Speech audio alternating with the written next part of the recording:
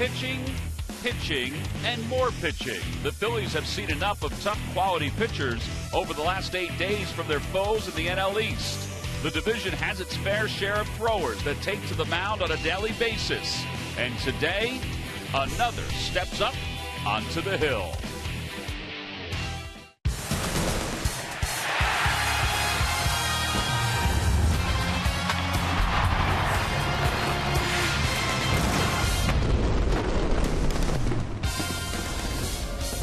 Back in the day, Teddy Roosevelt enjoyed a good filibuster or two. He also enjoyed meeting some fans around the city of Washington, D.C. He's now rolled into Nationals Park with the rest of the Phillies fans and the Nats fans. It's the final day of this road trip and the last game of this 4-game series between the Phils and the Nationals. Take a look at the pitching that the Phillies have faced during the course of the last 8 games. Well, the starters are 5-1. The opposing starters are 5-1 with an earned run average of 1.56, 40 strikeouts in 52 innings of work.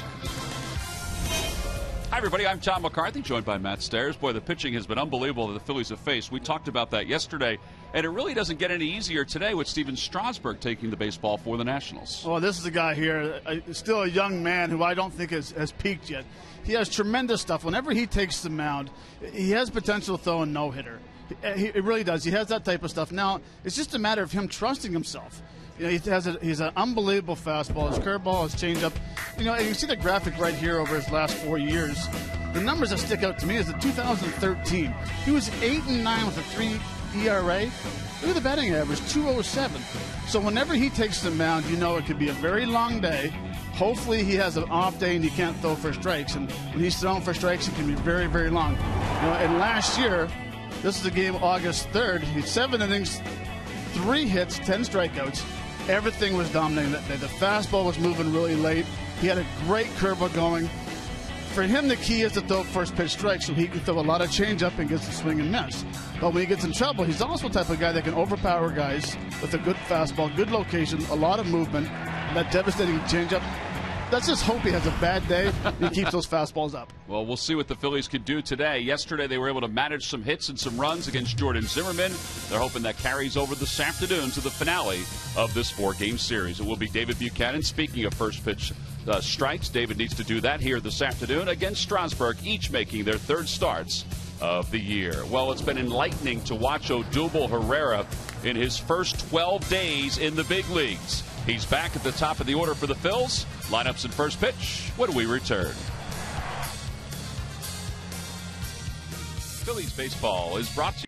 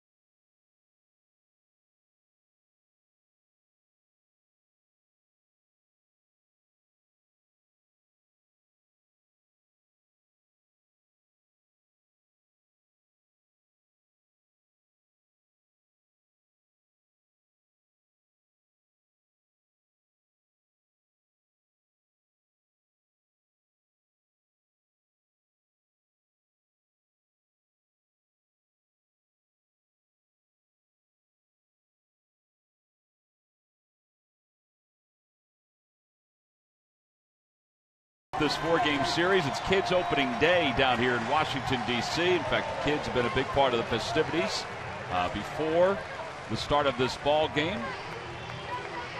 Phillies fans have made their way down to Washington, D.C. to watch the final game of this 4-game series. Let's take a look at today's starting lineup for the Phils. It's brought to you by Xfinity, the official entertainment provider of the Philadelphia Phillies. Leading it off in center field, Odubel Herrera. Freddie Galvis bats second. Cody Ashley hits third, followed by Jeff Rancourt and Ryan Howard, who's up to the 5-hole. Carlos Ruiz bats sixth. Cesar Hernandez will hit seventh. Ben Revere back in the lineup. He'll bat eighth, and batting ninth and pitching is David Buchanan. And they'll face right-hander Steven Strasburg, who is 0-1 so far this year, an earned run average of 6.75. Remarkably, Matt, he's allowed 19 hits in 10 2/3 so far this season. Yeah, and the biggest thing for Steven Strasburg this year is the first pitch strikes. Now, that's not a broken record. We talk about it all the time. When his first pitch strikes over, then he gets swing and misses with his changeup. But as you see the scouting report right here, 93, 96, very good fastball, change, curve, slider, very good record versus the Phillies. So today, let's just hope he doesn't have that good fastball. That way we can hit ahead in the count, 1-0 instead of 0-1. One of his starts against the Phils was when he came down with the arm injury that eventually led to the Tommy John surgery that he had to undergo a couple of years ago. So he'll face Odubel Herrera, Freddie Galvis, and Cody Ashley to start things off here this afternoon.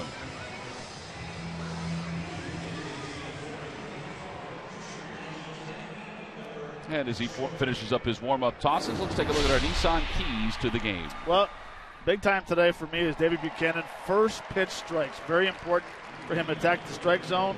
Second key is welcome back, Ben. Nice to see you back in the lineup. A little spark plug last night. Hopefully it carries over tonight and for the remainder of the year. Ben Revere batting eighth for the Phils this afternoon. So Odubel Herrera will dig in, hitting .308. No home runs, 3 runs batted in. He is 5 for 11 on the series. He has doubled, he has tripled, he has scored 3 runs. And the first pitch of the afternoon. Taken for strikes or underway. 93 on that fastball, and it's no balls and 1 strike. Herrera so far against the Nationals in the 6 games is 8 for 21. That one's off the hands out toward right field. Harper stumbled but is able to recover.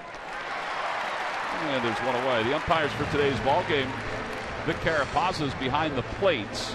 Larry Vanover's over at first. Ron Culp was at second. And Tom Woodring is substituting today for Brian Knight, who left yesterday's game with an injury. Here is what happens. He was hit square in the mask by a fastball. Jose Lobaton didn't grab it, didn't deflect it. It just hit him square in the mask. He was being checked out for concussion-like symptoms after yesterday's game. Freddie Galvis hits 1-on-1 hop at Dan Uggla, who bobbles for a moment. And there are 2 outs. Oh, another aggressive approach by the Phillies hitters. Which is kind of surprising because his last start in Boston, after 4 innings, he threw over 80 pitches. So, listen, I'll never ever question game plan if you want to be aggressive or not. If you get a good fastball, Galvis hit that ball very hard. So no problems with that, but sometimes it's nice to look back in the past and see how we did this last start. It's a very good point. Thank you, Tom. Cody Ashley's the batter, hitting .361 with a home run and 2 runs batted in. Cody's 1 hit in the series was a double, but he's hit the ball right on the nose a couple of times. The Lucky McDonald's Phillies home run jackpot contestant is Pat Gaffney of North Wildwood. Phillies hit a home run in today's ball game, and Pat will win $500. Starting staff for the Nationals, they don't give up a whole lot of home runs. They've only given up 5 this year.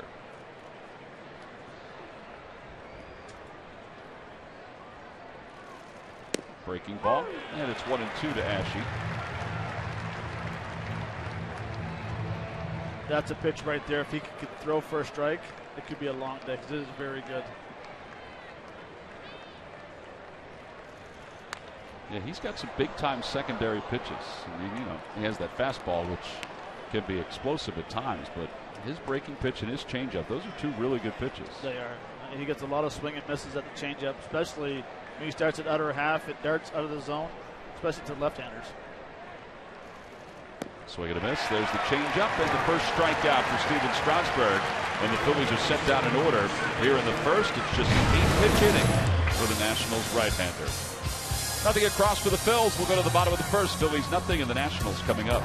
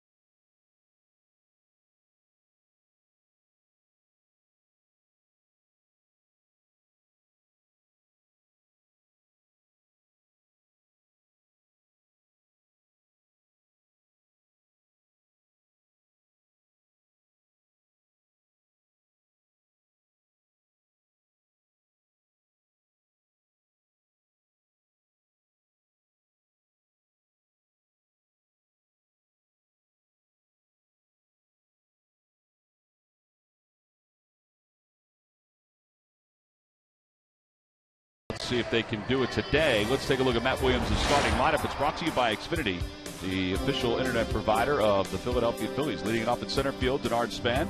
Ian Desmond, the shortstop, bats second. Jason Worth hits third, followed by Bryce Harper and Ryan Zimmerman. Wilson Ramos is the catcher in the bottom third of Espinosa, Ugla, and Strasburg. And they'll face Phillies righty David Buchanan. Denard Span, his first game of 2015.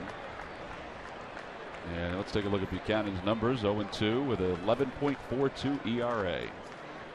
6 walks. He's also hit 2 batters. And the first pitch is taken for a strike. It's 0-1. They're very unlike David to have 6 walks already this early in this season. Stops it foul, and it's 0-2. Denard Span, who was out with an abdomen injury, and wound up going 5 for 12 with Hagerstown and Harrisburg in his rehab. He had surgery this past offseason. Outside, 1 ball, 2 strikes. Last year, excellent year, 302 with 5 home runs, 37 runs batted in.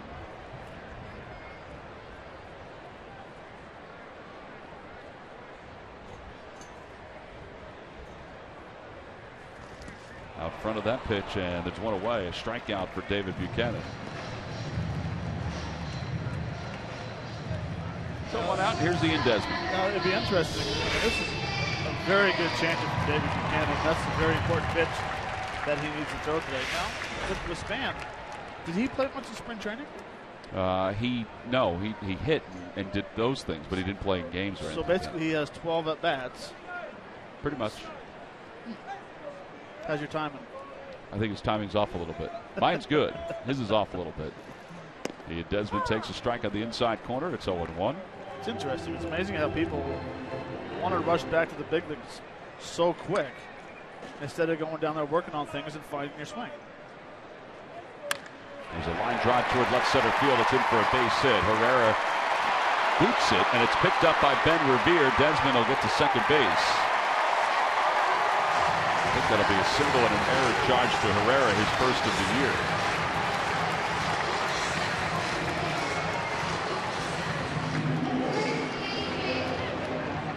Well, Ian Desmond might be struggling this year playing defense. And he's going to hit Herrera right in the heel. See, going over, and he actually did everything right. Just came up on him, hit him in the heel. But get back to Ian Desmond. His defense might be struggling this year, but he is hitting extremely well versus the Phillies. Yeah, in fact, that base hit is his 8th hit in this series alone. So now Jason Worth will be the batter. Worth is 3 for 7 so far. Overall hitting just 100. He has 2 hits. should say he's 1 for 9 in this series. He has 2 hits overall on the year. Takes a strike on the inside corner, 0-1.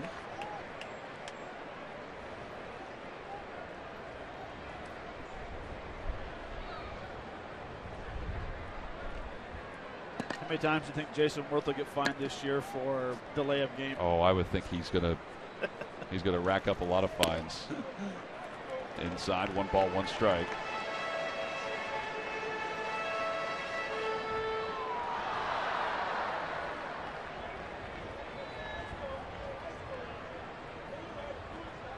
He is right on the edge at the back of that batter's box. Pulls that one to left field. Going back on it is Ben Revere. And he makes the catch for the second out. That was a good pitch by Buchanan. Had him out front. Yeah, it was. It really was. Different. Real quick about Jason. I don't think I've ever seen him that far back in the box. And he's usually right in the middle of home plate. You see that pitch is low. He's out in front of it. Good location. Good speed. Most important thing is to have that good off-speed pitch working, have the hitters off balance. Well, now Bryce Harper, who is 3 for 7 with 2 home runs and 5 walks in this series.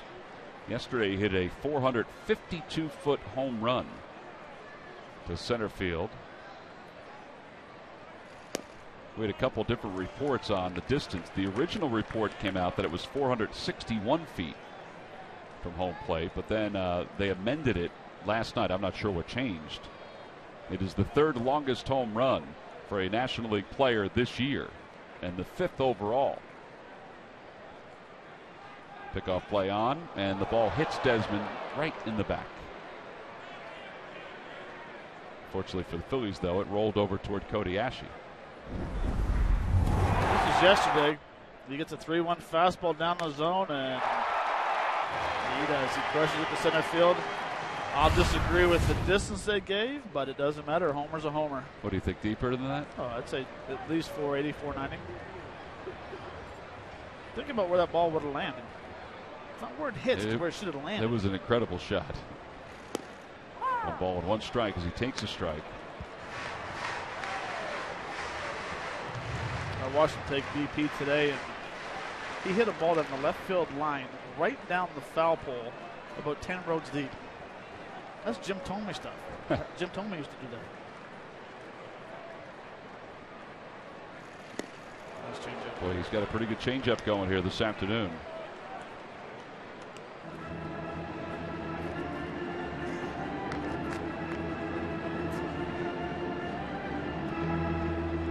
Mentioned Harper has walked 5 times in the series. He has 9 walks overall, which is why his on-base percentage is up over 400. He has been intentionally walked 4 times. It's a foul over the Phillies dugout out of play. There's a lot of intentional walks at this juncture of the season. It is, and it really depends. Zimmerman, if he's swinging the bat well or not behind him. You hate to walk a younger player to get to a veteran, but if the other guy's not swinging the bat well, then why not?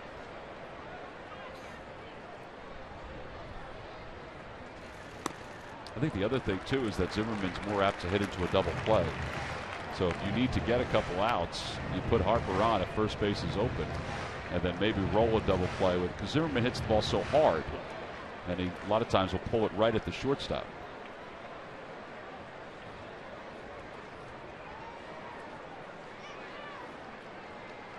Two and two to Bryce Harper. And he pulls it foul off the front of the Nationals dugout.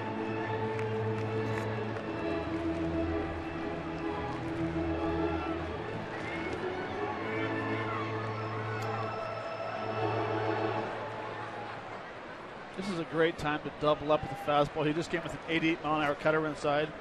Come in for a ball inside right here. That way, all of a sudden, the hitter's starting to look inside a little bit more. He decides to go with a changeup, and now it's full 3-2. And the reason why, if you double up inside, then as a hitter, especially a left-handed hitter, you start cheating a little bit. you start looking inside because you don't want to get beat with a fastball inside. And Harper has a tendency to have that right hip fly open a little bit, which opens up the outer half so much.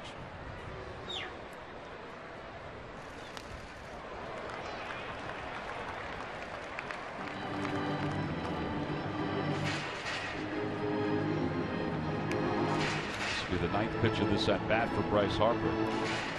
Already 17 pitches in this first inning for David Buchanan.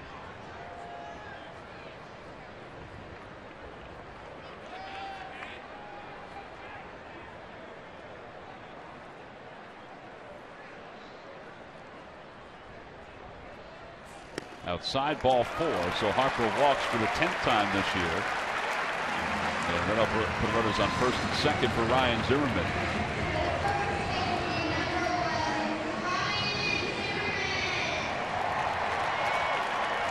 Buchanan certainly needs a quick inning or a solid inning for his mindset. Yes.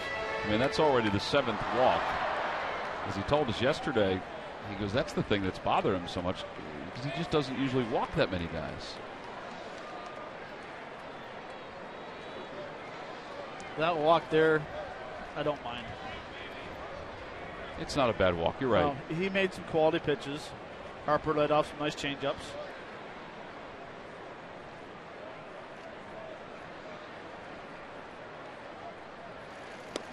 Zimmerman out front of the first pitch. It's 0-1. Ryan Zimmerman hitting just 156 on the year. A couple home runs and 9 runs batted in.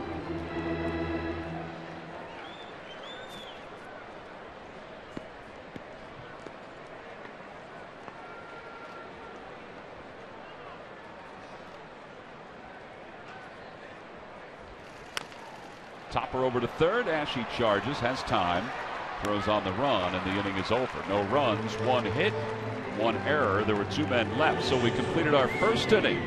We'll go to the second. Jeff Francoeur will start things off for the Phils when we return.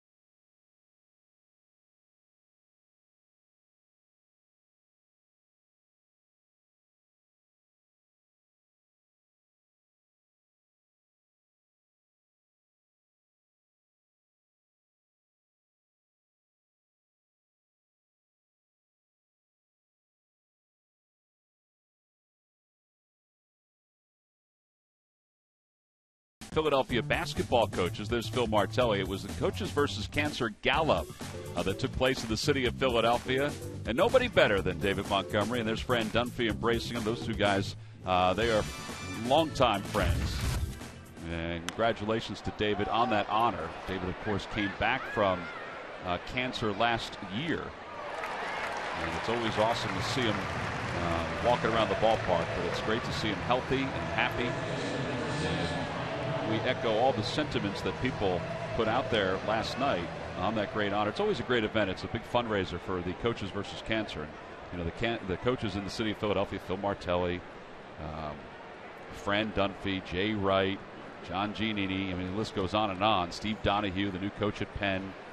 Bruiser over at Drexel. They all do great work in the city of Philadelphia for Coaches versus Cancer. And that gala is always one that's heavily attended at the Philadelphia Hilton at Penn's Landing. Here's Ryan Howard, who takes a strike. It's no balls and one strike.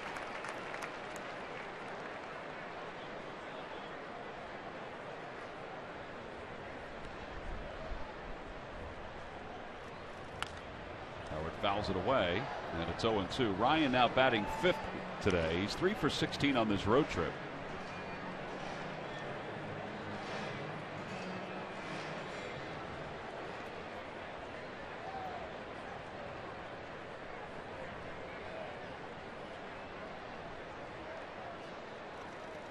Upstairs, 1-2.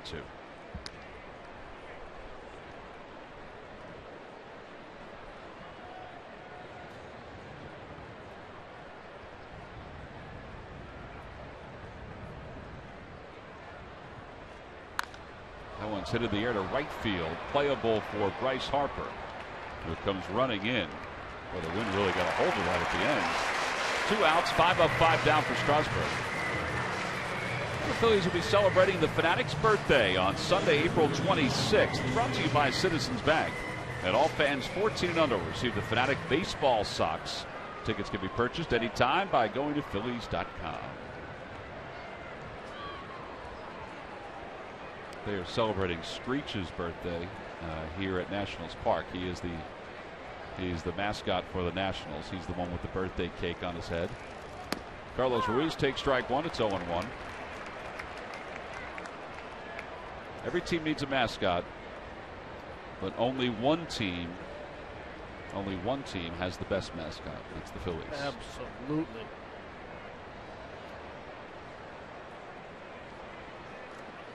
Back toward the middle. Flagged down by Strasburg, and another easy inning. He retires the Phils in order. 6 up, 6 down. That's a 7-pitch inning. So at this point, he could probably pitch until Tuesday. He's only thrown 15 pitches in the first 2 innings.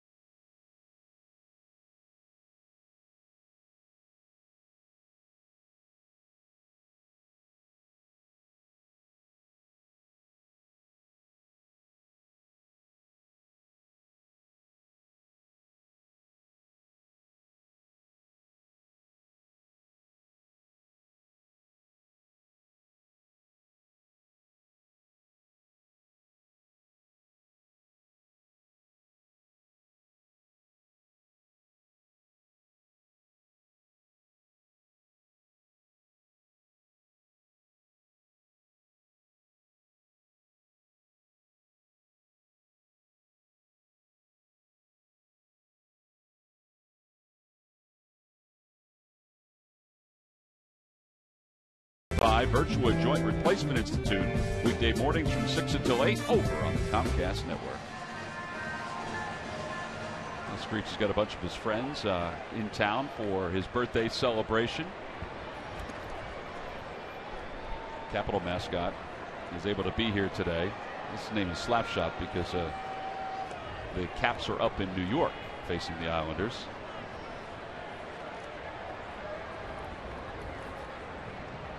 Bulldogs here from Georgetown. Here's Wilson Ramos to lead it off, and he takes a ball outside. It's 1 ball and no strikes.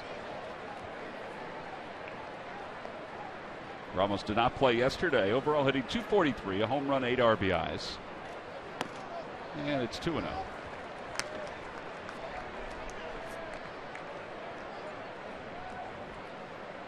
Maryland Terps. Mascot is here as well, Matt. The Wizard mascot. You know what his name is, Matt? Gee whiz. Gee whiz.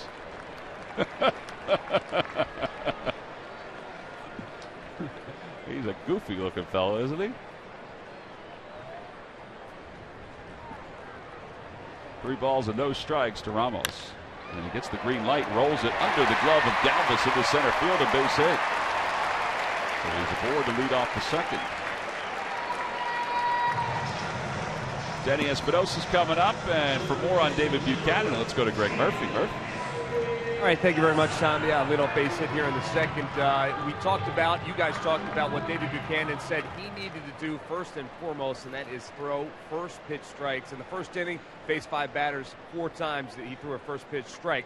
That is a good sign, but here's his pitch usage so far this year, guys, in 2015. Just 42% of the time throwing fastball. We've seen it change up a lot today, 17%, and throwing the cutter 29% through his first 2 games. And as this one is lined out, and Ben Revere's got a beat on it, makes the catch. Got a call, Murph. Thank you. But, you look at those numbers, guys, and Matt, I'll defer to you. You say 42% of the time throwing the fastball, maybe not enough. Maybe he needs to establish that a little bit more so that he has something he can rely on. No, and I agree, Murph. I mean, when you throw a 42% fastballs and first you're not throwing strikes, you have nothing to fall back onto. And I think he's trying to mix all of his pitches in because he's trying to create something that's not there and he's fighting himself. So if I'm having a hard time throwing a curveball or a change or a cutter, I should be able to rely on my fastball when I'm in trouble. But he's not throwing it enough. He's not establishing the command enough. And that's the reason why he's falling behind, and that's why he has 7 walks this year. Well, I think he agrees with you too, Matt, on that. He even said that yesterday. Murph, you and I were sitting there talking to him, and he said, I think what I need to do is just throw my fastball more often the first time through and then make changes the second time through. Yeah, it's something he's talked about over even through the spring, and where he was pitching very well. Just, kind of doing the things that he did last year that made him successful. I think he used the term yesterday, just kind of stay within himself and do what got him here. He seemed to have gotten away from that a little bit in the first 2 games, trying to maybe to do a little bit too much. And he needs to get back to throwing the kind of game that he threw to get him here in the first place and have success all of last season. Well, he's got the count even 1 ball and 1 strike to Dan Uggla with the pitcher on deck, and Ramos over at first.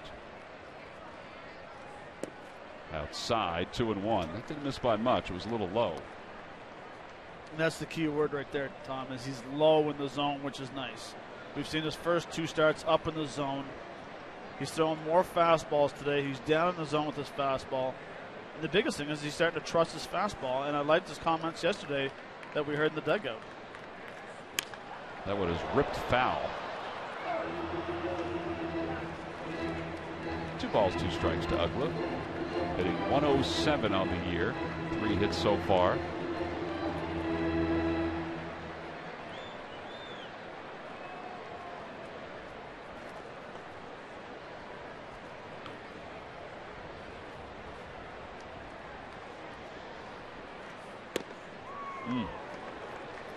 Davey wanted that one. There's no doubt Vic Carapazza is familiar with David Buchanan. He was our umpire in spring training. Every home game he was pretty much there. And he was behind the plate a number of times too. Ramos a short lead off first. He doesn't go, and the pitch is chopped foul. It remains 3-2.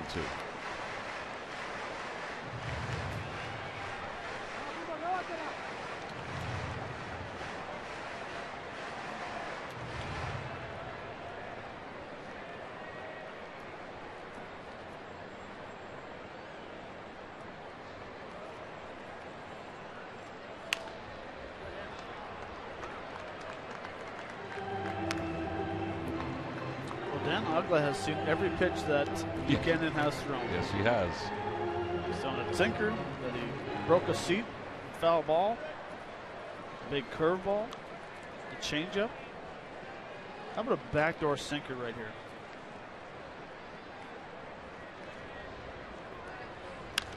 In the air to left field, Ben Revere going over toward the corner. It is a foul ball. Got a little gun shy because of the wall. And Remains 3-2. You say that backdoor.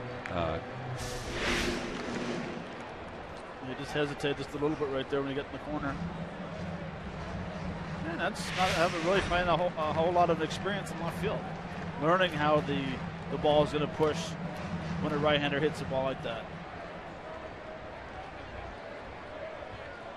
3 balls, 2 strikes. You talked about that backdoor sinker. That's what he talked about yesterday too, is being able to throw it against right-handers. And even though it's kind of odd, he likes to throw it against lefties, but to throw it against right-handers and kind of surprise them with it. Well, you give up on it. Over to third. Ashe's got it. They could turn 2 here. There's 1.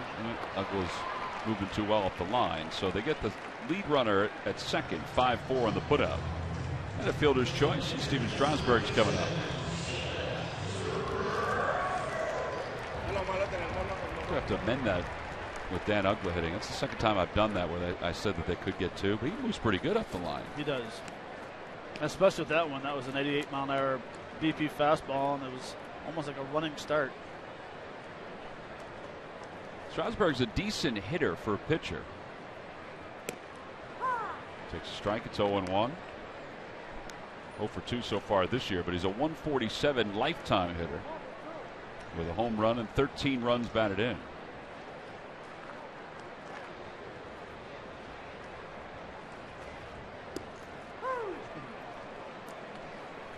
It's amazing how pitchers can throw their best curveball to another pitcher. Confidence, man. Confidence. He's thinking, you know what? I have the upper hand on this guy. Yeah, but why waste your best pitches? Well, that's true. Up and away, and it's 1-2. Yeah, it looks great by buckling a guy's knees, but I'd rather see it do it to a 3, 4, 5 hitter than a pitcher. That's not true. I like to see it all the time. Gives you a good laugh. And a call. Strike 3. The Carapazza did a little extra thinking on that one. Second strikeout for Buchanan. Nationals leave 1. We'll go to the third here in D.C.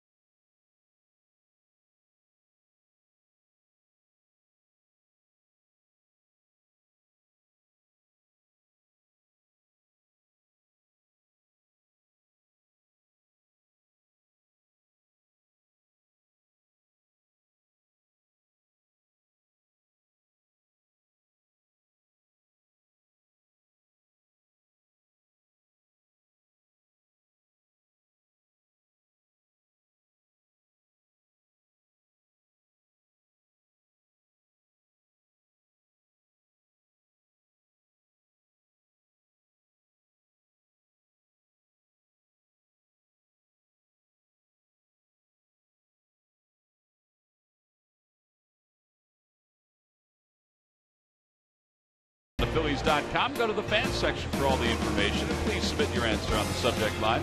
All right, Matt, here's the question. Who are the 3 active players with at least 55 career home runs prior to their age 22 seasons?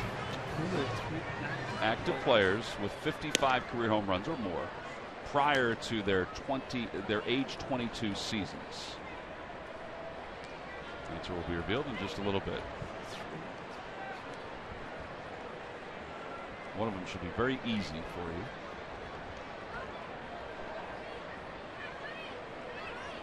Cesar Hernandez will lead it off. 15 pitches so far for Strasburg through 2 innings.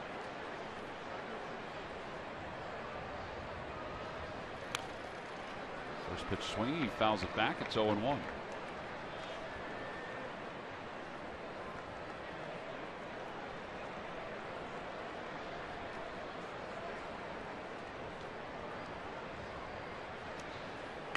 And he bunts up the third base line. Espinosa's got it, throws to first in time to get Hernandez. Not a bad idea at all by Cesar Hernandez. He's got such good speed, but he just couldn't beat that throw from Espinosa.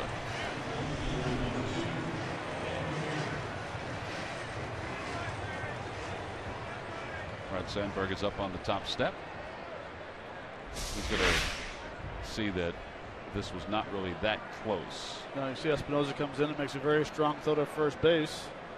It was actually closer than I thought.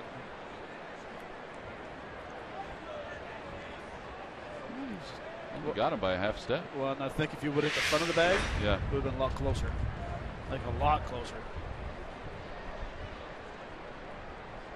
Well, here's Ben Revere. Revere 1 for 1 in this series with a walk and a couple of runs scored. He takes a strike. It's 0-1. Talk about 8 first pitch strikes. Strasburg 8 batters, 8 first pitch strikes. That one's hit out towards second, bobbled momentarily by Ugla, and there are 2 outs.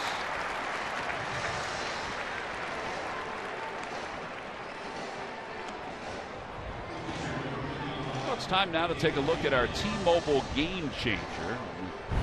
Today we're going to talk about Steven Strasburg. And you take a look at where he ranks among active pitchers. Man, it's a lot of categories that he's up at the top of, or near the top. David Buchanan takes outside. It's the first time he's thrown a ball with his first pitch. Strikeouts per 9 innings, 10.31. Fly ball, shallow right field. Denard Span and Bryce Harper. It's Span who makes the catch. That's just a 6-pitch inning. He's going down as the game goes on. 8-7 and now 6. We'll go to the bottom of the third.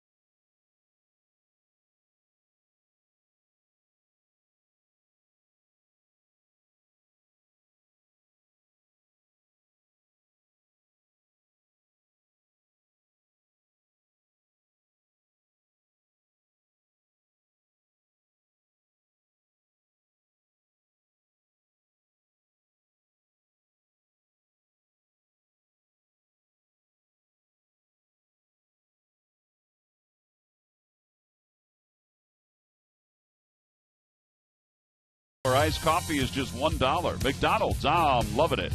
And buy the Quality Plus Ford stores. Go further.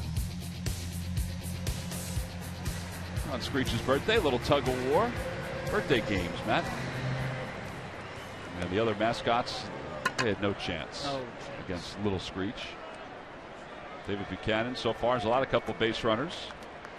As we go to the third, scoreless game. Go to the bottom of the third, I should say. It'll be Denard Span, Ian Desmond, Jason Worth.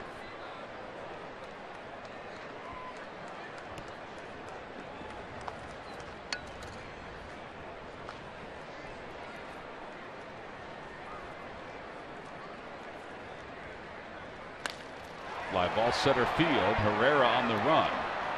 And he gets to the spot, makes the catch, 1 out. By the way, Matt, you asked before about Span whether he played in any spring training games. He played in 1 spring training game. He was 0 for 2 in that 1 spring training game before the Nats came north, and then he went out on his rehab assignment. For a whopping 12 at-bats. For a whopping 12 at-bats. 5 for 12.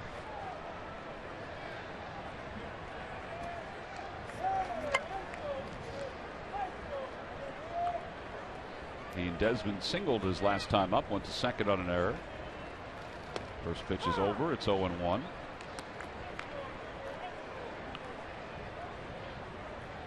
Desmond is now 12 for his last 22 to raise his average to 313. First shortstop since Barry Larkin to win 3 straight Silver Slugger awards. The Silver Slugger is given out to each position player who has the best offensive numbers. And he's hit 20 home runs or more in each of the last 3 years. 1 ball and 2 strikes to him.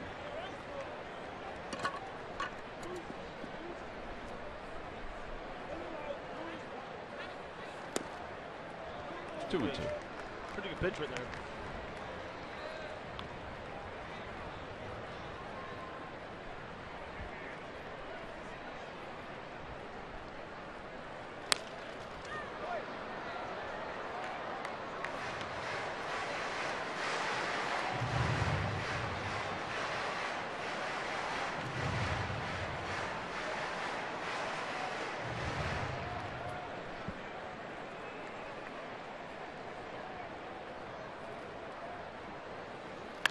Over to third, and a glove side hot for Cody Ashe. And 2 down here in the third. Well, this Tuesday the Phillies will celebrate Jackie Robinson. A salute to Jackie Robinson and a commemorative pin given out to all fans coming to the ballpark. It's also a Hatfield Philly Frank Dollar Dog Night. Tickets can be purchased by going to Phillies.com. It's game 1 of a 3-game series against the Marlins. Matt, what was that just flew past us up here in the booth? No idea.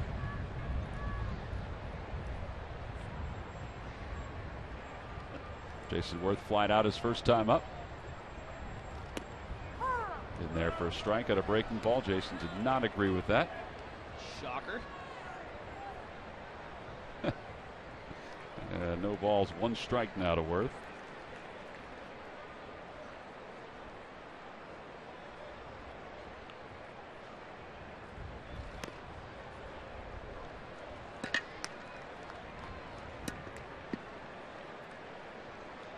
I don't think Paul O'Neill ever thought that a ball should have been called a strike on him before. He was the worst I've ever seen. Oh, really?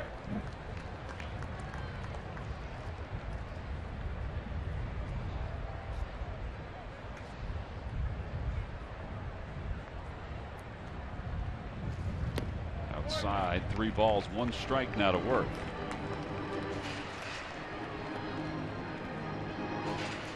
Bryce Harper's on deck.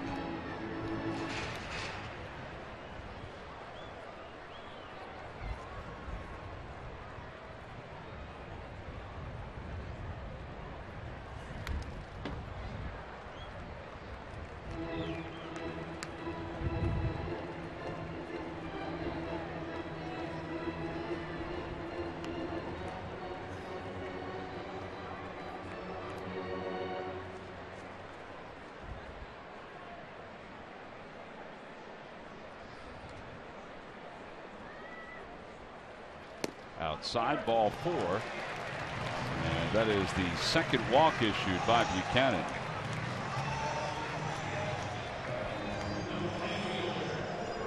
So Jason Worth will take his spot over at first base. He always takes a lot of pitches, and if you compare his numbers from the time he was in Philadelphia and the time that he's been here in Washington, pretty similar. You know, the home runs are down, but the batting average is pretty much the same. The on-base percentage is, just a hair off. They paid him a lot of money, and he did help them go to the postseason, which was the objective for him and for them. Right.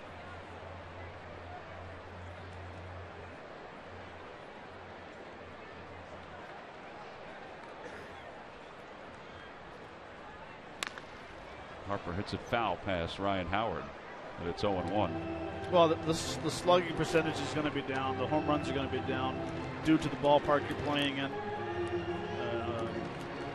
Jason has very good power to right field and right center, and not saying he can't hit home runs here, but let's face it, back home you can hit a ball, you can miss a ball back home, especially tall guys with leverage. You can miss it and still hit a home run.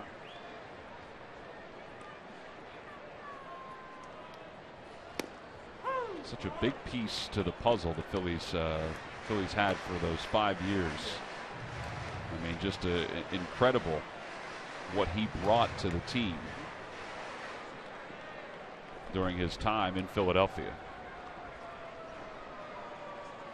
And as you can attest to, and I think a lot of people can attest to, he was very good in the clubhouse too. Very good.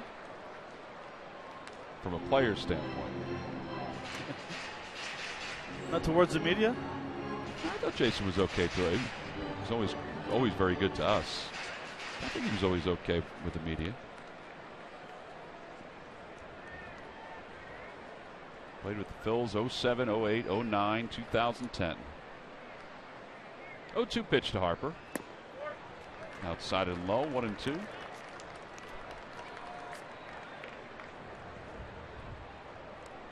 And I don't mean to sound if Citizens Bank Park is like a small ballpark. It's smaller than here, though. It's an average major league ballpark size. But I think you're right. I mean, it's smaller than this ballpark, and particularly in right center field here. And a foul tip hung on to by Ruiz, and the inning is over. Third strikeout for Buchanan. He's had one strikeout in each inning. No runs, no hits, one man left. We'll go to the fourth inning in a scoreless game.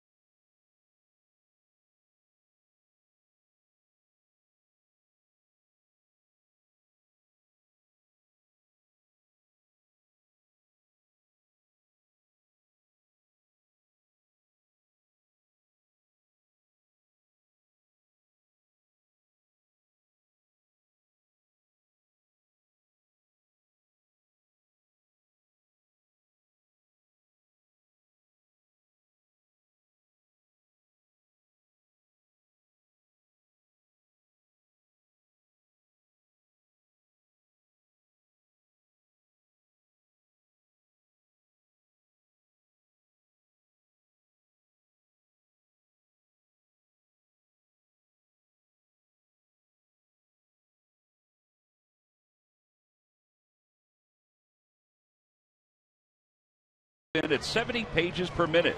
Get yours today for up to 50% off from who but W.B. Mason. Well, Strasburg 8, 7, and 6 so far. He's only thrown 21 pitches through 3 innings. And it's a far cry from the amount of pitches that he threw in his last outing when he went 5 1/3, allowed 10 hits and 5 runs against the Boston Red Sox. He's thrown more warm-up pitches for 3 innings than he has during the game. Here's Odubel Herrera. He seriously is. He's thrown 24 warm-up pitches. His 22nd pitch. It is remarkable. Well, let's see what the Phillies do now. Their second time through the order.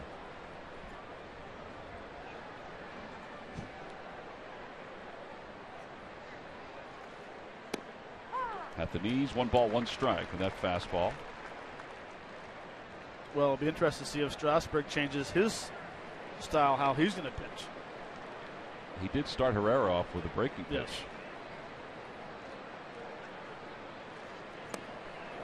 That's a nasty curve right there. 1 ball, 2 strikes. This is a very good curveball. Oh. And yeah, it's a very good curveball. That thing had some wicked movement.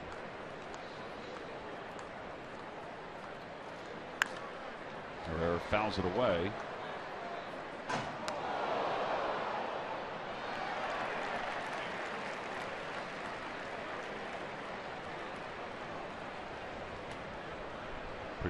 Pretty nonchalant grab off the carom. And he's going to toss it to a youngster. Inside, 2 balls and 2 strikes. It's the hardest fastball we've seen all day, 95. You got to believe a curveball's coming here.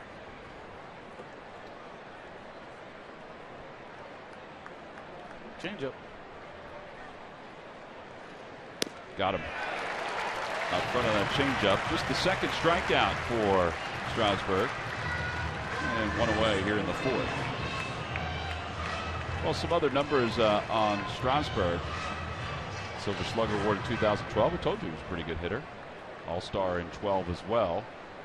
Last year, his strikeout total was tops in the National League with 242.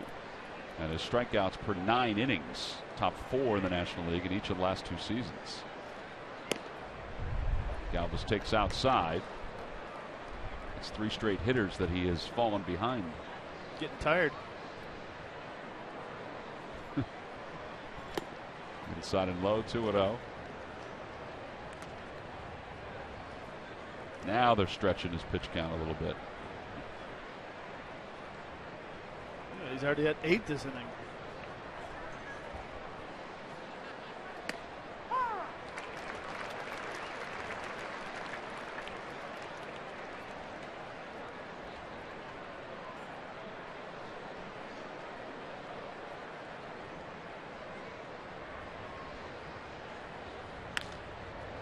There's a looper, foul territory, third base side. Espinosa goes sliding in to make the catch. What a grab by Danny Espinosa. He's played a pretty good third base these last couple of days.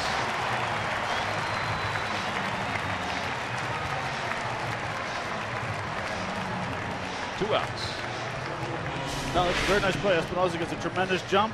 Good concentration, not worried about the wall. When you get close to the wall, you're supposed to slide to protect yourself. And nice basket catch. Nice concentration. 2 hands. Jamie would be happy. Boy, he did everything right on that, didn't he? Well, if he dropped it, then he's doing everything right.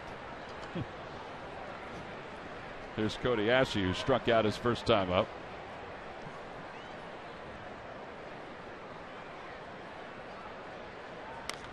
And Ashe pops it up near the mound. Strasburg has no idea where it is. Espinosa and Zimmerman collide, and Zimmerman makes the catch. Boy, oh boy, they hit pretty hard.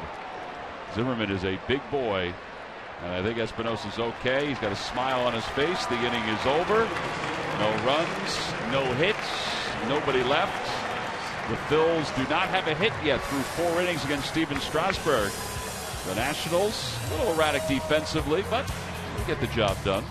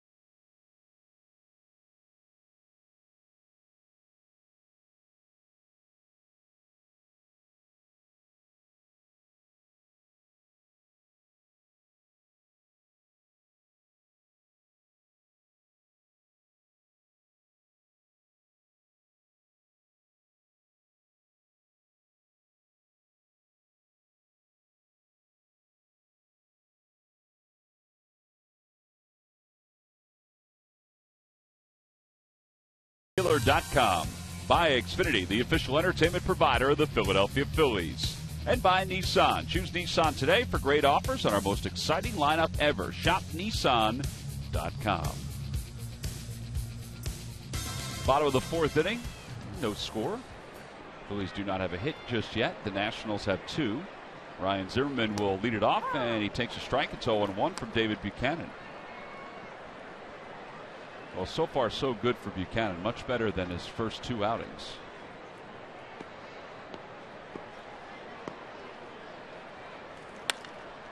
Freddie Galvis comes in a step or 2.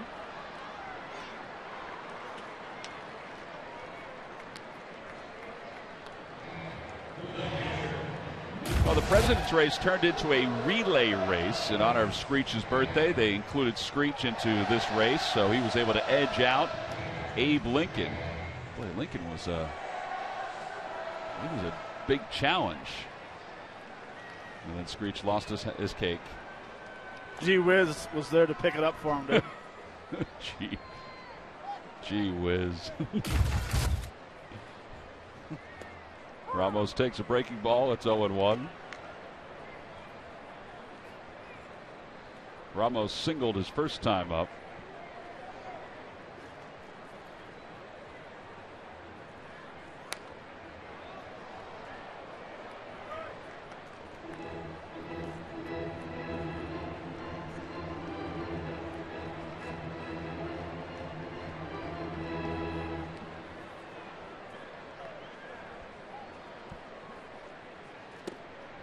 Bit inside, and it's 1 ball and 2 strikes.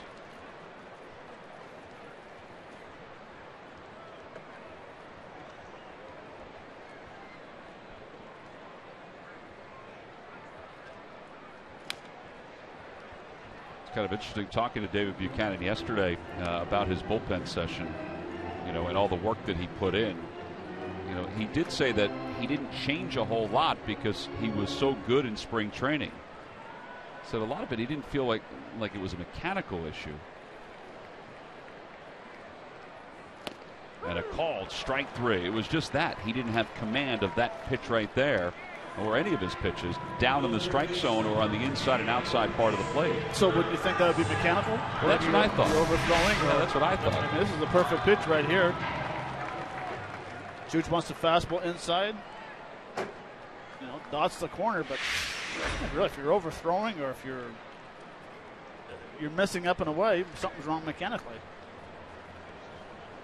And I think the biggest thing for him today so far is that his upper body is calm. And that's mechanical. And I agree with you on that. Right. Bob McClure says when he is going well, you can see his head snaps to the left a lot, but sometimes when he really snaps his head hard to the left, he'll yank the ball real bad. And today, he still snaps a little bit, but he's keeping it under control. They say it's hard to recognize, but they can tell when he's doing it. And he can figure it out. Yes. If they tell him. Yes. Well, so far today, 14 of the 16 batters he's faced, he's thrown a first pitch strike.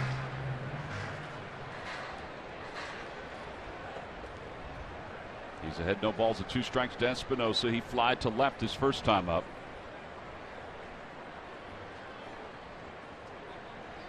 And a change up down and away, and it's 1-2.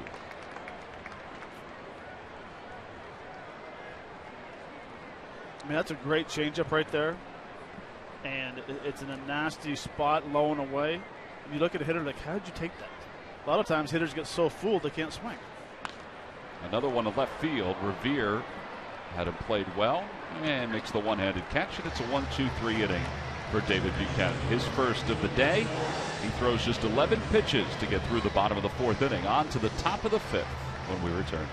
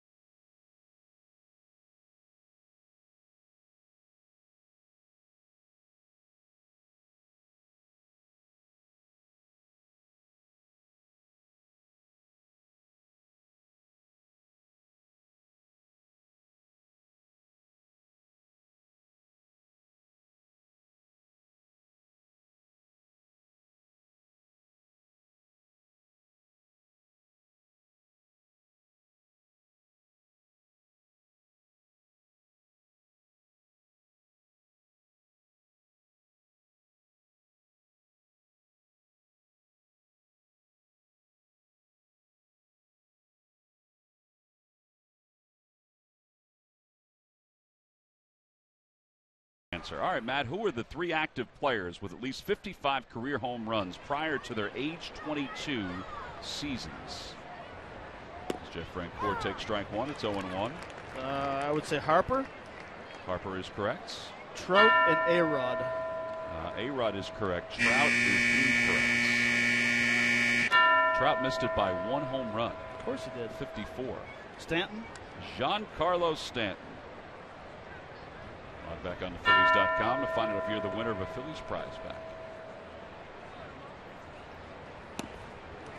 Swing and a miss at the 1-1 fastball. Just to let you know, I'll take a 2 for 3 every day. 2 for 3 is pretty good. Hall of Fame numbers.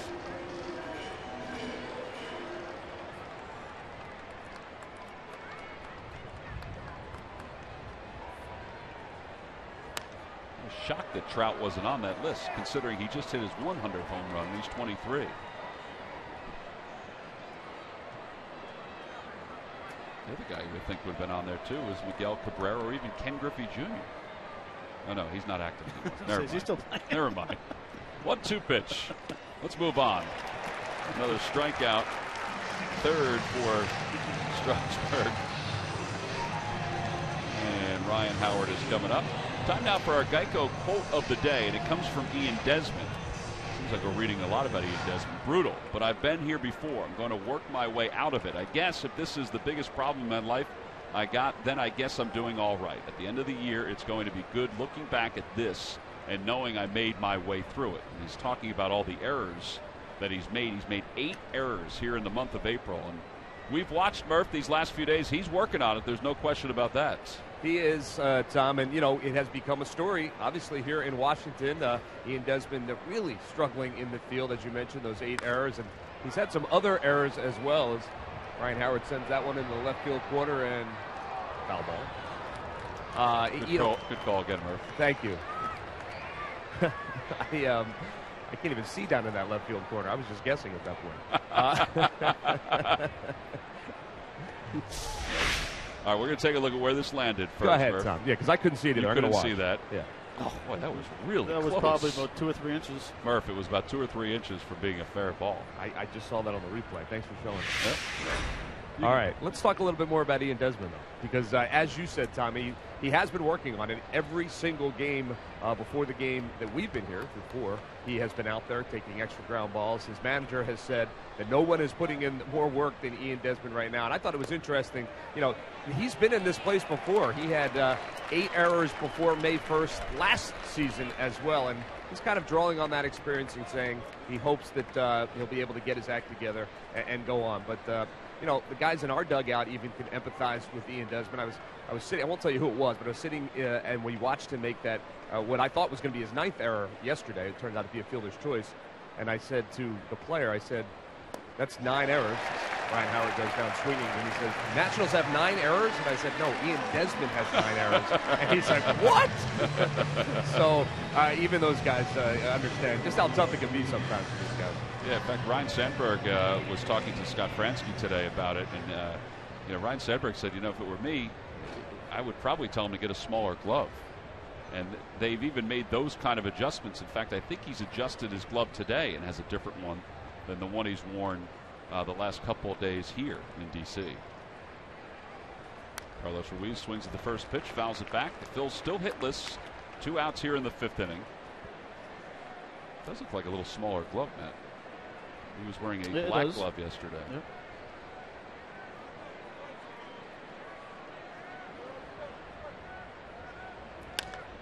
And a looper down out toward left field, and there's the first hit of the day for the Phils. First base runner. First base runner with 2 outs here in the 5th.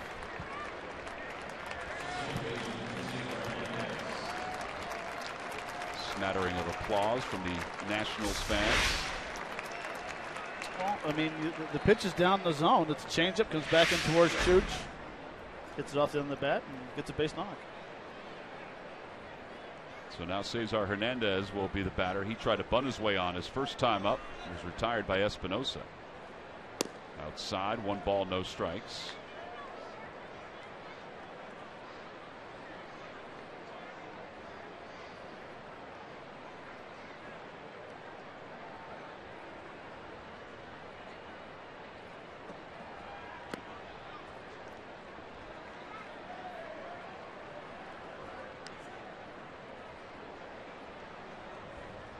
Cesar playing second base today for Chase Utley. It's his third start of the season. He's played a little shortstop this year as well.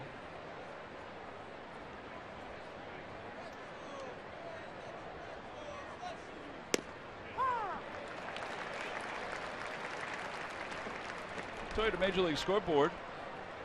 Braves, just like yesterday, have a 5-0 lead over the Blue Jays. The Blue Jays should tie it in another inning or so. They win it in the ninth. Johnny Gomes has 4 RBIs already for Atlanta. Low and in, 3 balls and 1 strike now to Hernandez. First time out of the stretch for Strasburg. It's a good point, Tom, and he's fighting his delivery a little bit right now. It's also his first 3-ball count, which shouldn't come as a surprise since he threw so few pitches the first 3 innings. And there's ball 4. And now the Phils have 2 on with 2 outs, and Ben Revere is coming up.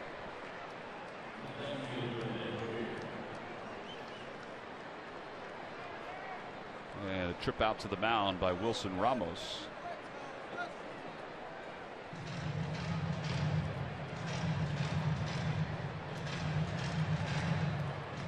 Ben is always happy. Even in not playing the last couple days, I mean, he was disappointed by it, but he still had a smile on his face for most of the day. He had a smile on his face. A lot of anger inside, I would imagine. Yeah. But he's a good teammate, and he knows his time will come again. No balls and 1 strike. I would think that's difficult, Matt, again, because it's a team game, yes, but there's a lot of individual to this game. It is tough, and you want to get out there, you want to play, especially when the team's in the middle of a losing streak. You want to get out there and help as much as possible. But on the other hand, I mean, you're a professional, and I mean, really, we don't know if Ryan Sandberg has sat down to Ben and said, listen, we're going to give you a couple of days off. We don't know everything behind the scenes. Now, if he's just sitting there for some reason and he's not playing for 3 games in a row and the manager's not talking to him, but we've seen him in the batting cage with him. So they must be working on a few things, but it can be tough. Off the hands, out towards shortstop, spinning to Desmond. He's got it, throws across the diamond. And the Phillies are retired here in the 5th inning. No runs, 1 hit, 2 men left. The Phillies get their first hit against Strasburg. We'll go to the bottom of the 5th here in D.C.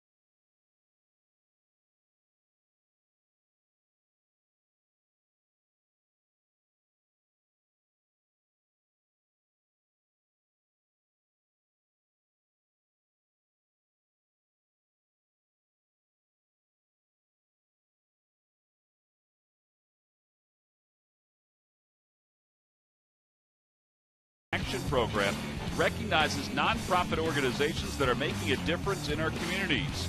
Congratulations to our latest champion, Philadelphia Academies. To learn more, visit citizensbank.com/community. Good banking is simple, clear, and personal, and that's helping you bank better. Citizens Bank. Home half of the 5th inning. It'll be Dan Uggla, Strasburg, and then the top of the order for the Nationals. David Buchanan threw just 11 pitches in the 4th inning and retired the Nats in order. Uggla reached on a fielder's choice his first time up. Inside, 1 ball, 1 strike.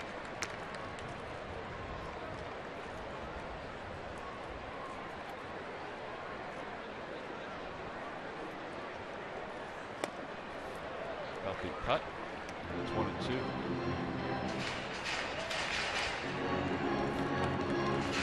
Kind of interesting looking at some of the notes on David Buchanan. You know, he's made 11 starts since his last win, which was in August of last year. He's 0-5 during that time with a 4.15 ERA. Now, up until his last 2 starts, that ERA during that winless stretch was down in the low 3s. It was remarkable that he was pitching so well but wasn't getting any victories. Last couple of times, not so much. 1-2 pitch to Uggla. Change up low, and it's 2-2. Well, it was a little contagious last year of the run support with all the pitchers, and it really was. Just not with Cole Hamels, but everyone. That is right at Cesar Hernandez with the shift. And 1 out. Going to Major League scoreboard. Marlins trail the Mets 7-2. The Mets have won 7 straight. And they now find themselves atop the division, a game and a half ahead of Atlanta, 4 games ahead of the Nationals, and 5 ahead of the Phillies. Marlins will be heading to Philadelphia after that series.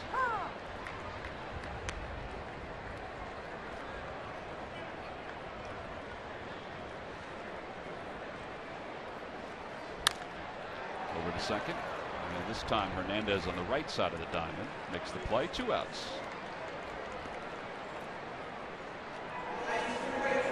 The Phillies once again will be celebrating the extraordinary scholars in our area. 2 winners will be selected each month of the season and honored on the field. Nominations are accepted on a rolling basis through August 3rd, 2015. Go to Phillies.com/scholar for more information. You must have a 3.0 or B average to qualify. Phillies have already introduced the first 2 winners. They were on the field last homestand.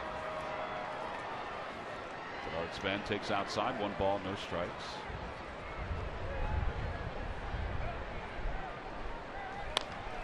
That one's floated out to right. That's going to drop in front of Francoeur for a hit. Bernard Span has his first hit of the season.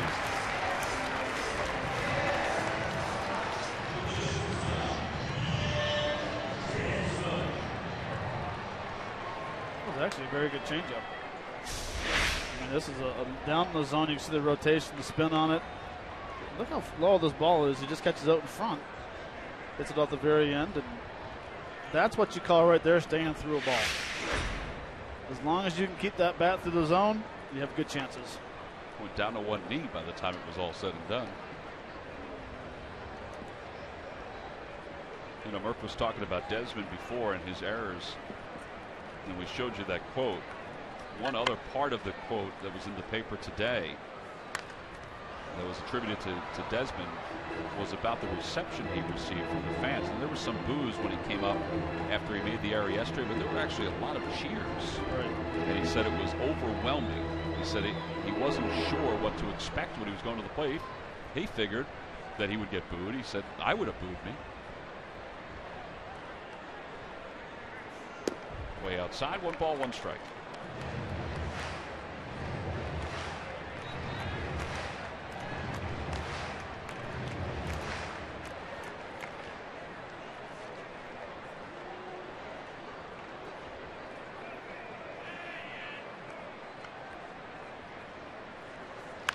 That one's pulled inside the third base bag down the left field line. It was dying in the grass. It's going to give Span a chance to score because Revere's kicking it around. And the Nationals lead it 1-0.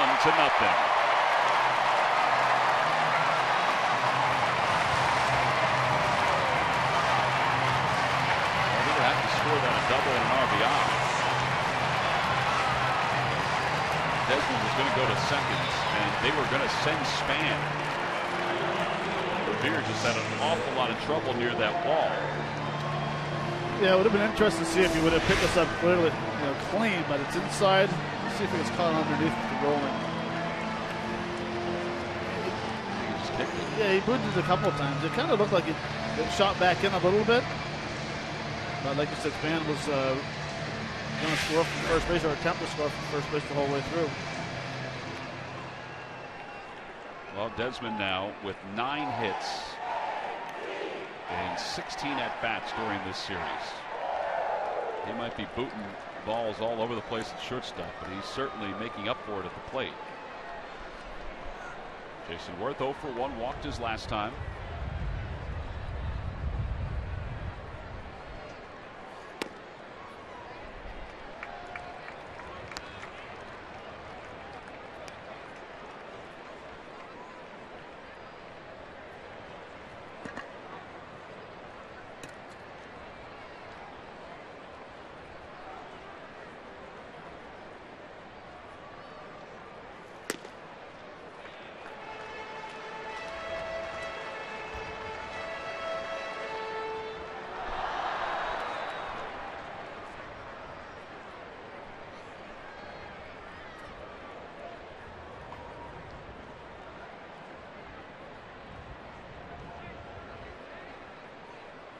Buchanan turns back toward Desmond at second base.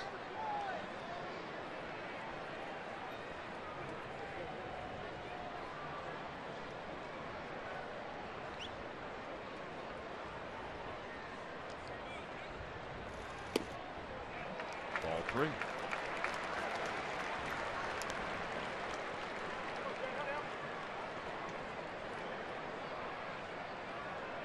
Jason Worth, his games against the Phillies a couple years ago, he was red hot against them. Last year, not so much. Although he did drive in 14. He gets the green light and hits it foul. 3 balls and 1 strike.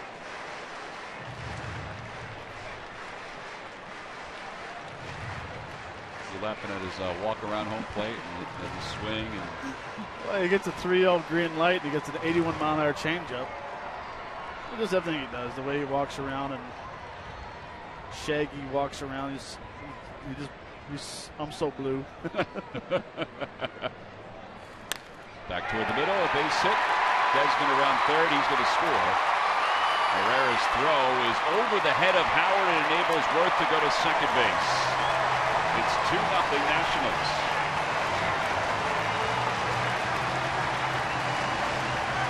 Single and an RBI. Second on the throw.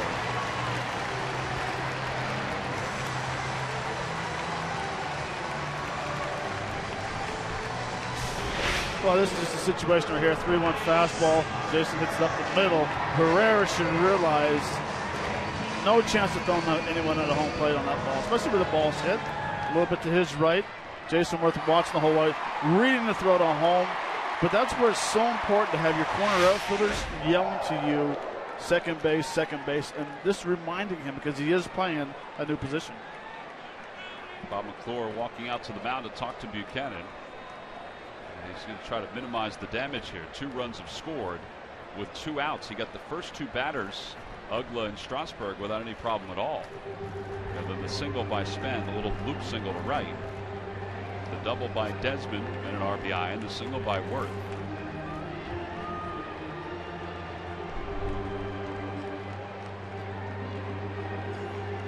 Last outing allowed 5 earned runs in 5 2/3. The time before that, 6 earned runs in 3 innings of work.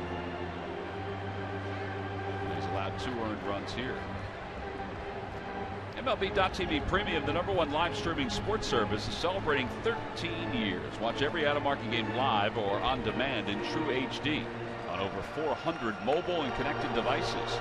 Real-time highlights, live look-ins, pitch tracking widget, and more every night on every device. Blackout and other restrictions apply. Visit MLB.TV for details.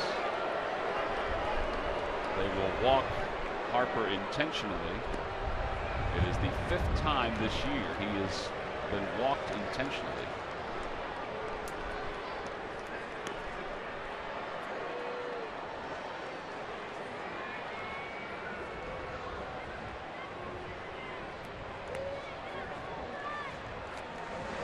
Harper will go to first, and Ryan Zimmerman will be the batter.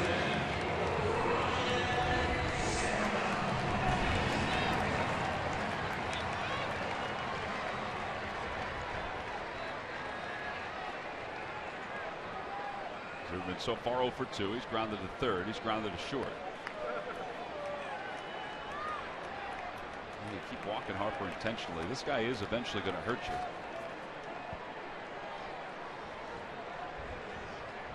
That he is.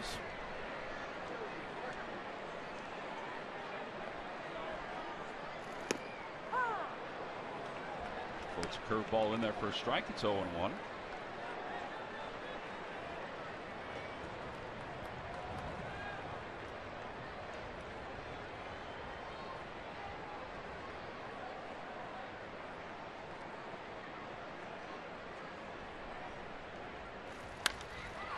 To right field, Frank Coor comes sprinting in over toward the line. He dives, he can't get it. He kicks it into foul territory. 1 run is in. Harper rounds third. He'll hold up.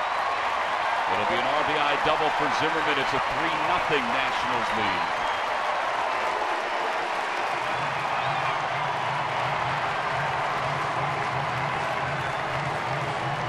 Well, Buchanan's been a little unlucky in this inning with some of these hits. Well, he has, and it's the pitch to Spain was a very good changeup down the zone. And this is a pretty good pitch down the zone. Frank Coor does an unbelievable effort, but it's just a matter of the placement that's hurting Buchanan right now. Jason Wood scores pretty easy. And, he had a long win, plus that wind's knocking it straight down. Well, there are 2 more in scoring position. Here's Ramos, who struck out his last time up. He's 1 for 2. 3-0 Washington here in the bottom of the 5th. And on the outside corner, 0-1 with a fastball. 25 pitches this inning for Buchanan. And now Justin DeFreitas starts to warm up in the bullpen.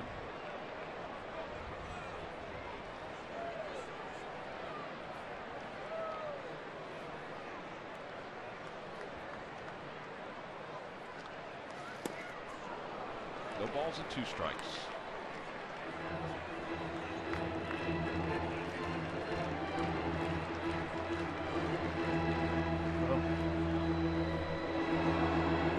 Up to 93 pitches now with the 26 he's thrown in this inning.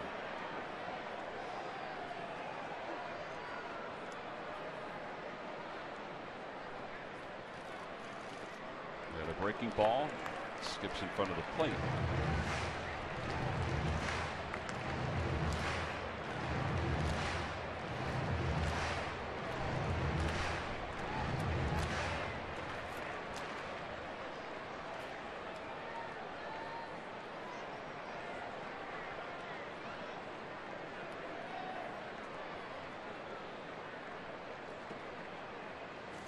Harper getting a real long lead off third because Ashley's playing back behind the bag.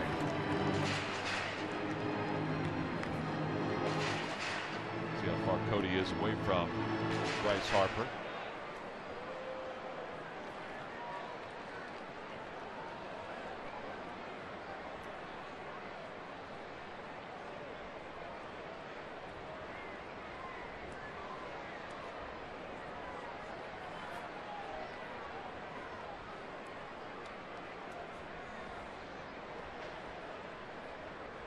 Two and two to Ramos.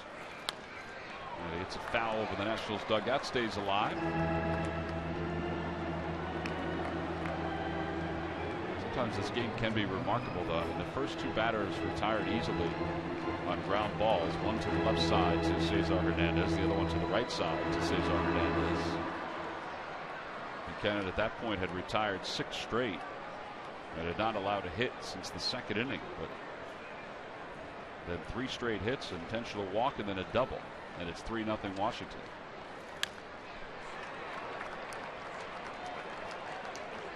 And it seems like this year for Buchanan, it's been one bad inning.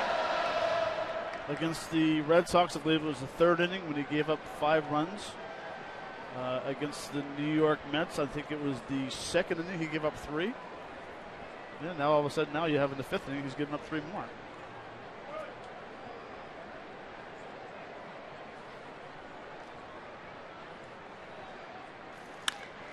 Line drive one hopper, knocked down by Galvis. Does he have a play? He does, in time to get Ramos. And the side is retired. Oh, way to hang with it there, Freddie. 3 runs do score. The Nationals leave a couple. We'll go to the 6th inning.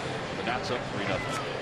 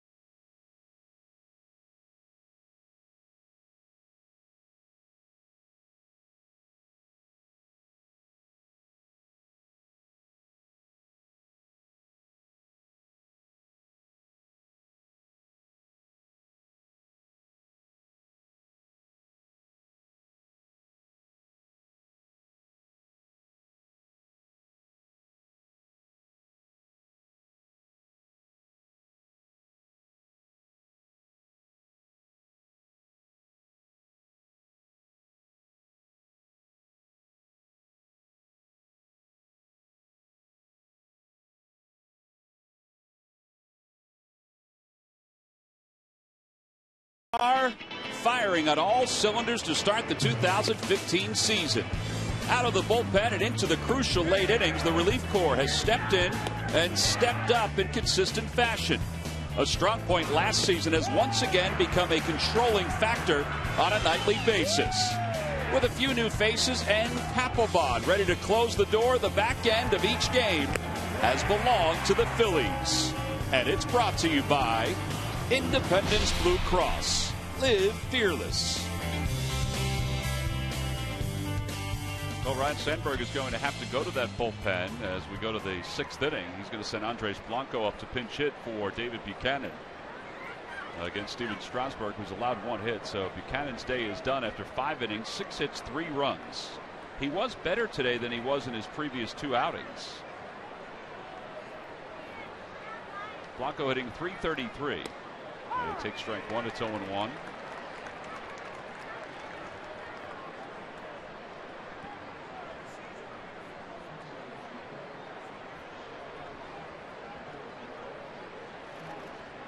Breaking ball, and it's 1 ball and 1 strike. Fortunately for the Phillies, their bullpen is somewhat rested. Guys have been working basically 1 inning at a time. Nobody's had any extensive work in this series. At the knees again with a 93-mile-an-hour fastball. It's 1-2. There is DeFreitas, who was throwing earlier.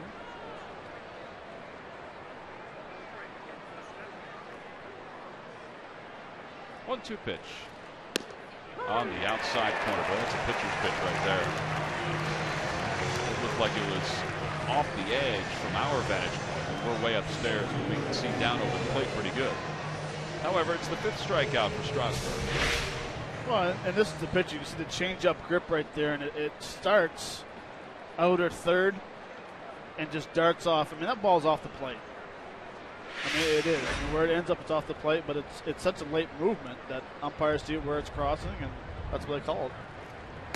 Guerrero shows bunt, takes strike 1. He is 0 for 2 today. He struck out his last time up, flied out to right. His first time.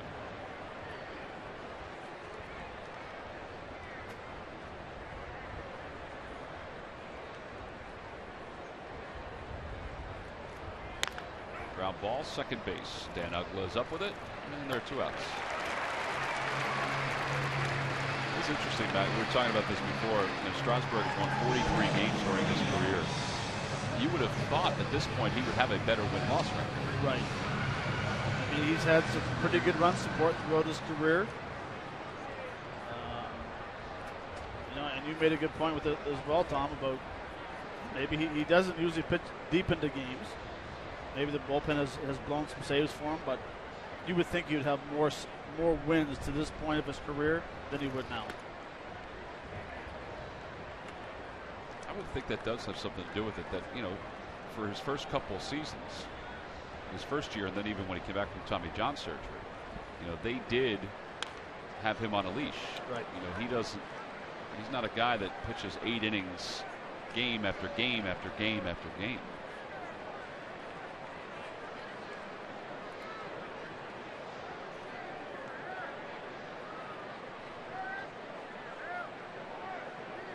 Caddy is the gentleman leaning on the rail. Galvis fouls it away again. It's 1 ball and 2 strikes. Well, here's the stat for you. 2014, Strasburg's run support was 4.7 per game. That's a lot of runs. Man, that's a ton.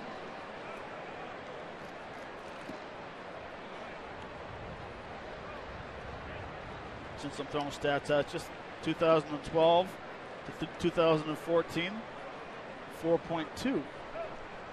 Anything over 4, that's consistent run support. He has only 1 complete game during his career. Really? Just 1. Wow. 2-2 pitch to Galvis, and he fouls it back to the screen.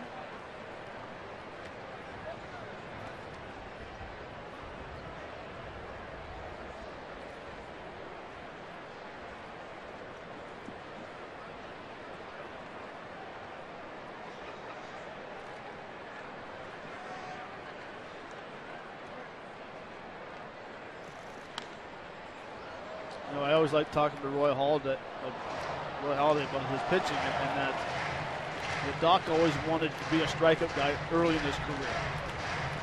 Then he realized that he could go deeper into the game if he pitched to contact with a sinker.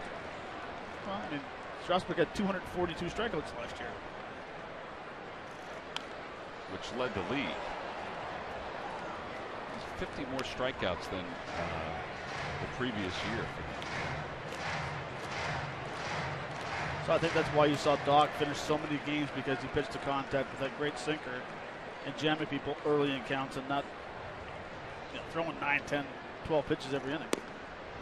Outside 3-2. Yeah, I mean, Doc would strike guys out, but his goal was to get outs as quickly as possible. As quick as possible. Kobayashi is on deck. That one's pulled foul down the right field line.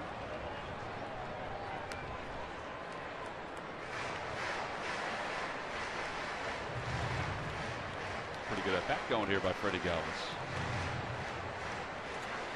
He's seen 9 pitches already.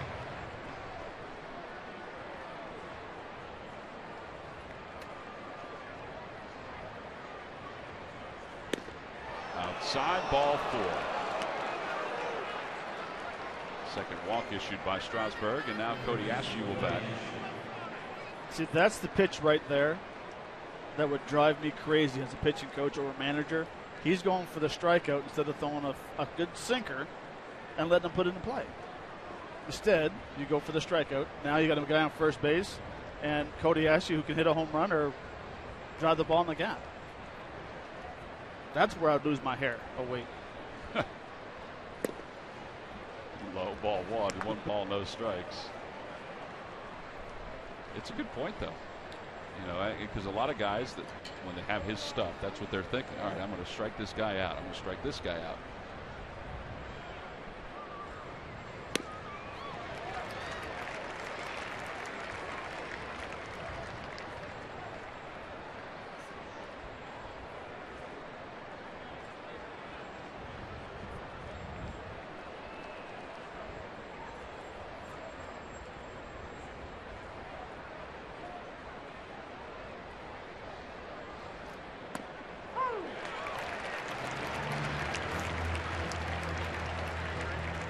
Major League scoreboard, Matt.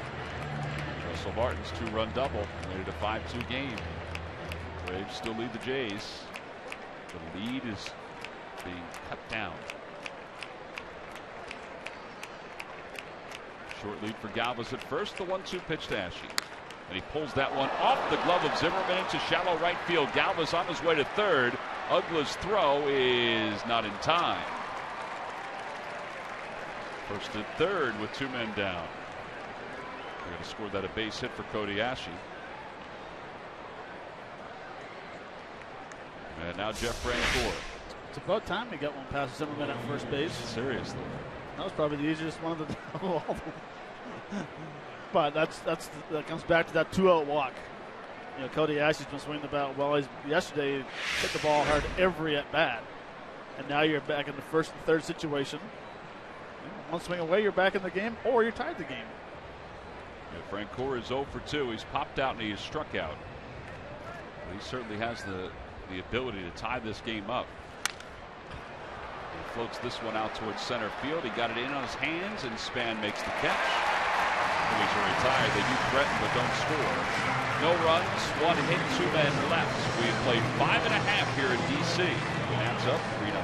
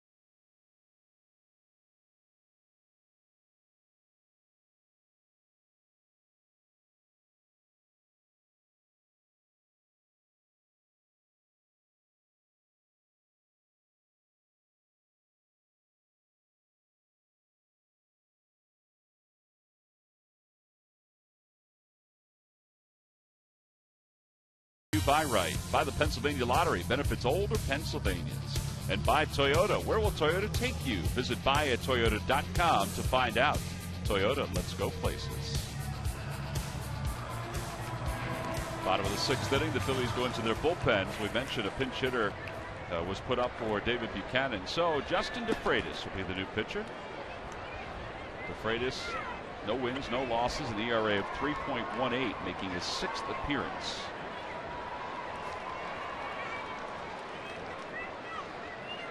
And he will face the bottom of the order. It's Espinosa, Ugla, and then Strasburg. Espinosa's flied out to Revere twice.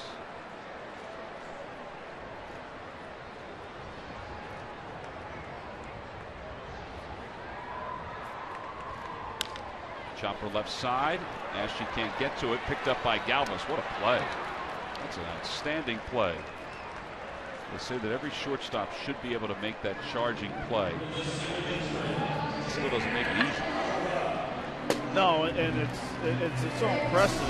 You get to watch Jimmy Rollins for years doing it. The way he comes in and surrounds it, the exchange is so quick, and the ball's barely ever in the glove.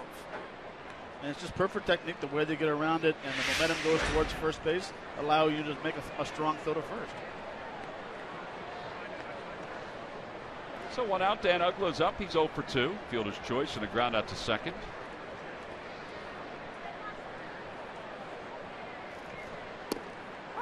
First pitch is in there. It's 0-1.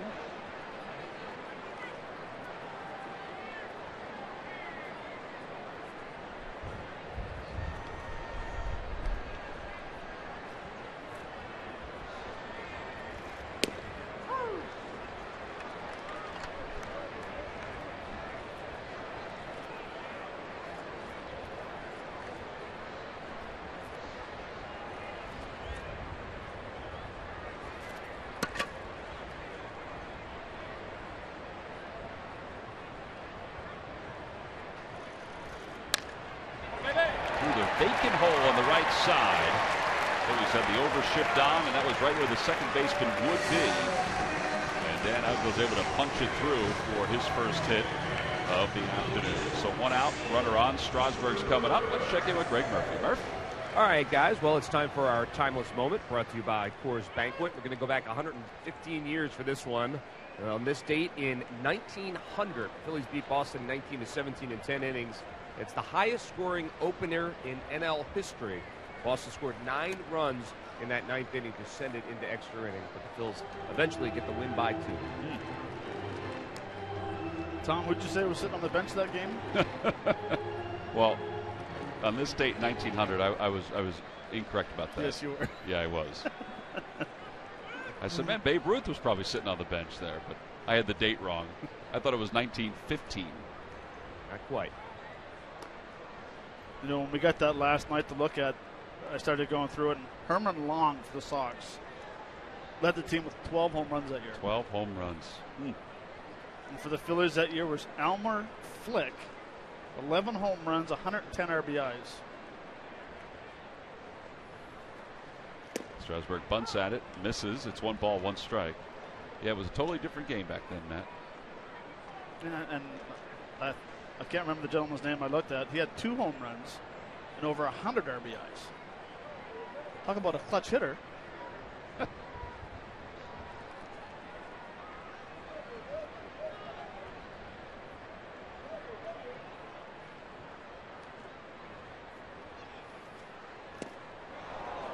Ball and 2 strikes. They decide to go with the fake bunt and then the full swing. The Butcher Boy. Matt Williams was throwing to his pitchers the other day, and they were working on that before the ball game.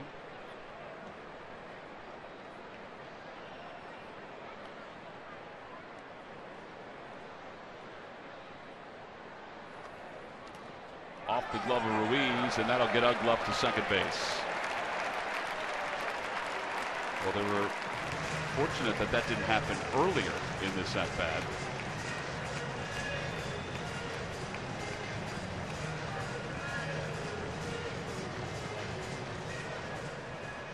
Two balls and 2 strikes.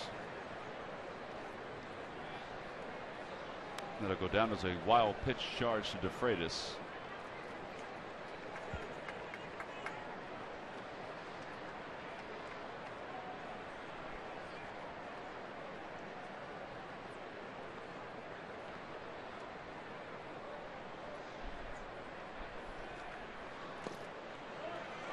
And a foul ball, and Strasburg stays alive.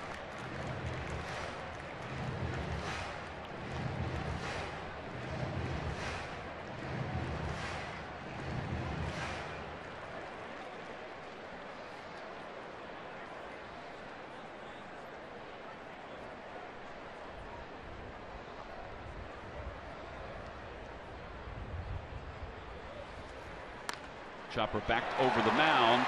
Scooped up by Hernandez. That's a fine play. It helped out that Strasburg wasn't running, or was barely running. So the runner goes to third. There are 2 outs, and Denard Span is coming up.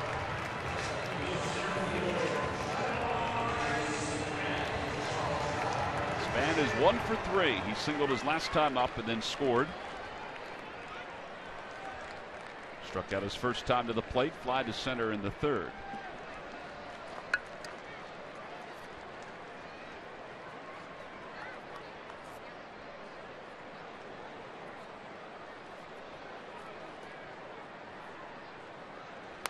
Pulls that one. Ryan Howard stays down on it and will take it to the bag himself, and the inning is over. No runs, 1 hit, 1 man left over at third. We played 6 innings here at Nationals Park. It's the Nationals 3 and the Phillies 0.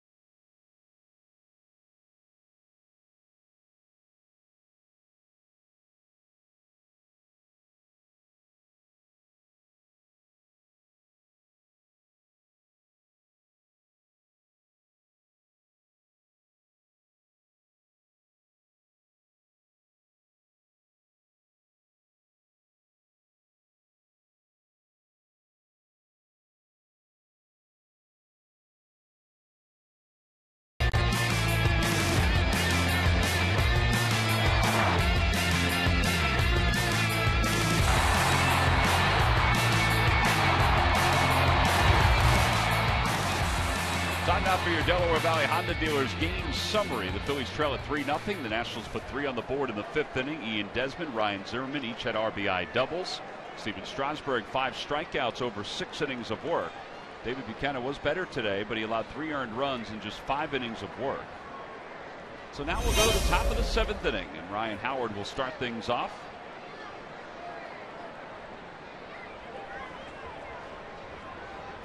Howard is 0 for 2. Fly to right and struck out. Takes a breaking ball. It's 0-1. Bob McClure talking to Justin DeFreitas in the dugout after that inning in which he did allow a runner to get to third. Not much that DeFreitas could do about that, though. Uggla's base hit went right through that vacant hole on the right side. Uggla pumped his fist when he did it, too. 1-2 to Howard.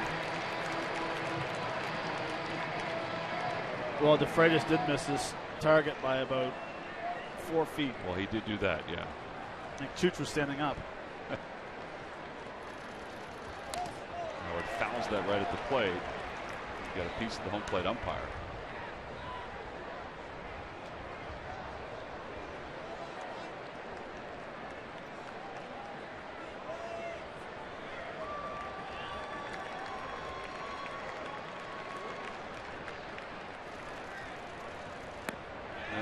Struck out for the 2nd time today. Strasburg, that's 6 strikeouts.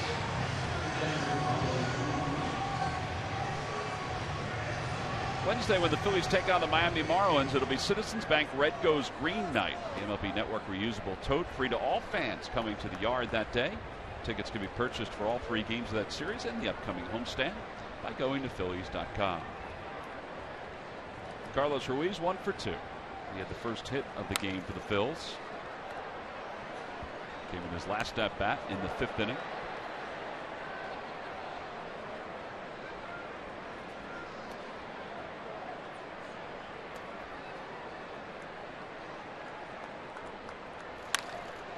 And liner out towards center field. Span makes the catch. 2-away.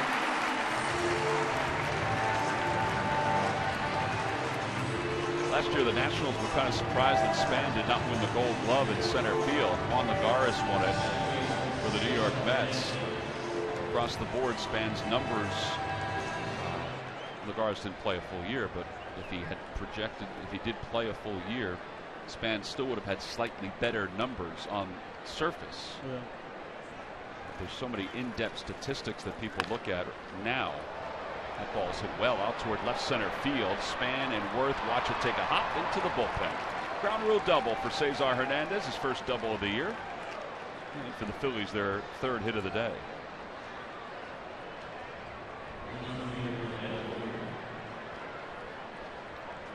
That ball was driven to left center. Sure was. It's a fastball outer half, being aggressive. Well, he didn't have a toe tap. He didn't even lift his front toe. Head down, drove through it. That's a good pop.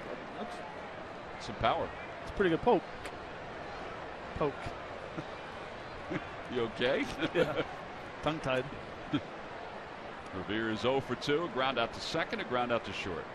And down and away, 1 ball, no strikes.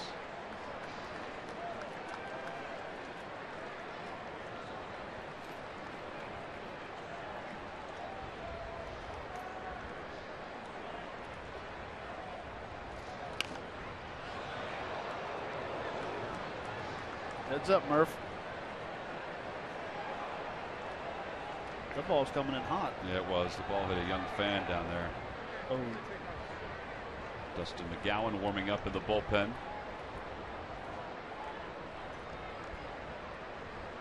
ball and 1 strike.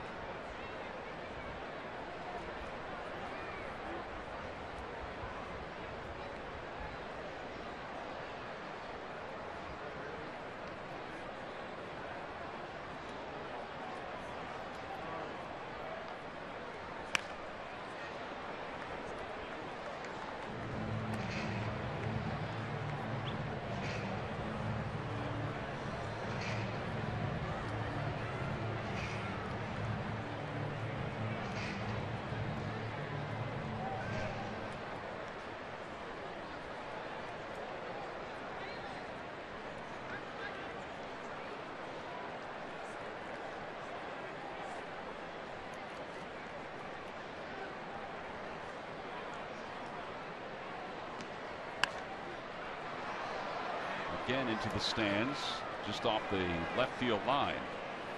So 1 ball, 2 strikes to Revere. Strasburg at 83 pitches. Pretty good split though. 20 balls, 63 strikes.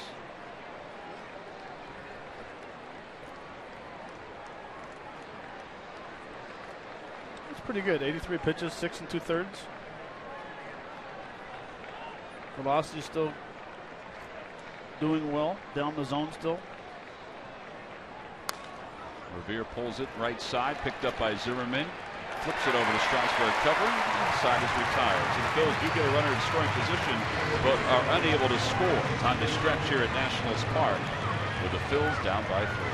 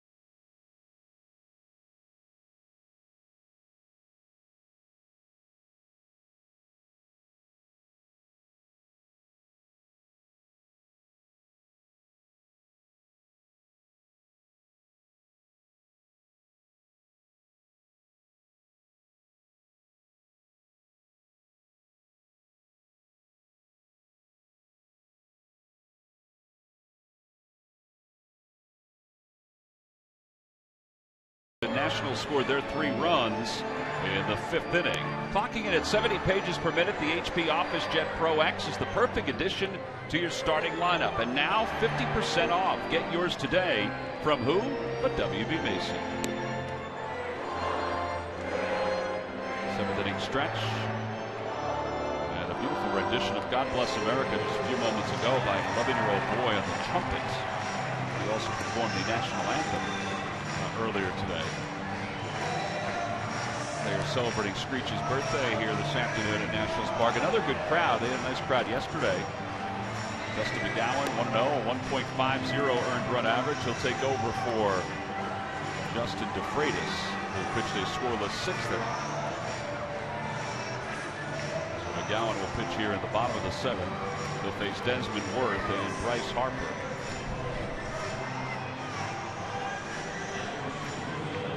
McGowan has walked 6 batters so far. Phillies bullpen has very good earned run average. It was a 2.61 coming into today's ball game, and with DeFreitas' scoreless inning, it'll drop even more. They have allowed a lot of base runners, so their ERA is low, but they've had to work out of some jams that they put themselves in. Yeah, they have. And the first day I went over and talked to Dustin, and I played together up in Toronto, and I said, "Dustin, how you been?" He goes, "I'll be better when I start throwing more strikes." Yeah. It's the first thing he said. But they have. They've been in some situations. They've done well. They got power arms, and they're picking up from last year where they did extremely well. And again, as we get deeper into this month, they're going to eventually have to put another lefty in the bullpen just to kind of free up DeFreitas a little bit more. Ian Desmond leads it off. He has a couple hits today, a run scored, RBI, and the first pitch goes over his head. I do believe that slipped right out of his head.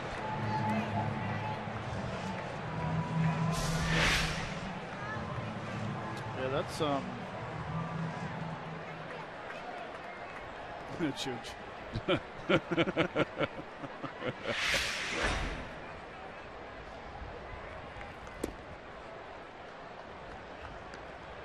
I mean, when that happens with the pitcher, the first thing you do is you look at the pitcher to make sure he's fine. Because I've seen that happen before where guys have thrown pitches and either broke a bone in their arm or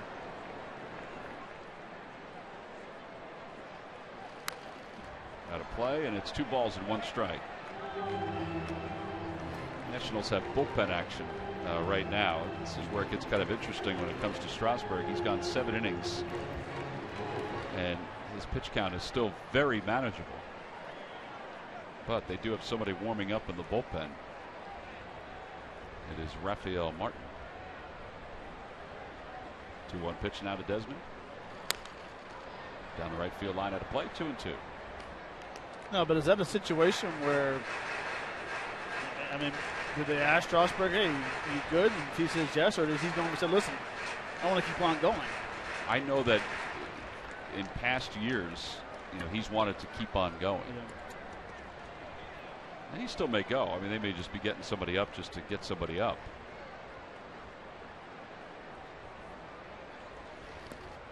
Down low and away. It's 3 balls and 2 strikes to Desmond. On a cloudy, cool afternoon here in Washington, D.C. Temperatures yesterday were close to 80 degrees. A little different here today. The leaves of the cherry blossoms are blowing all over the place. And ball 4, that gets away from Ruiz. Desmond will go to first.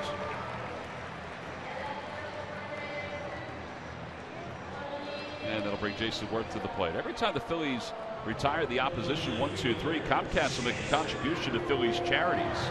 Phillies baseball is brought to you by Xfinity, the official entertainment provider of the Philadelphia Phillies.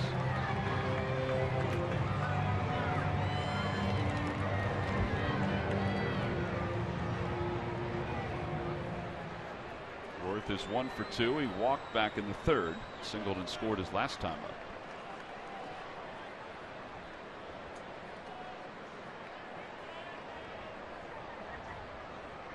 Phillies set up to try to turn 2. Runner goes and then stops. Pitches a strike. 0-1. And Desmond looked like he was prepared to try to swipe a bag and didn't like the jump that he got or the pitch. Well, Dustin doesn't hold runners really, really well at first base. He makes up for it for having an above average fastball.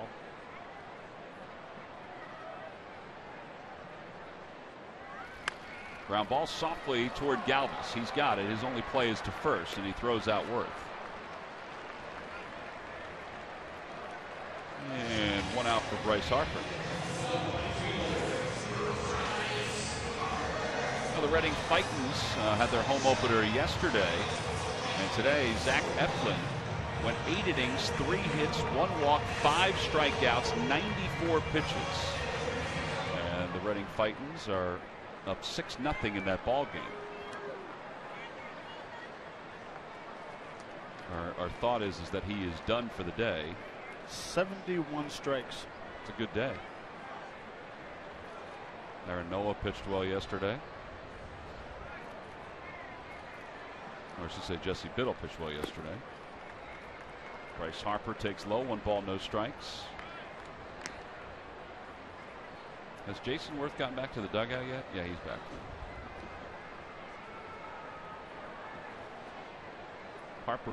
Harper was waiting to get in the box, and Jason was just real slow coming back to the dugout.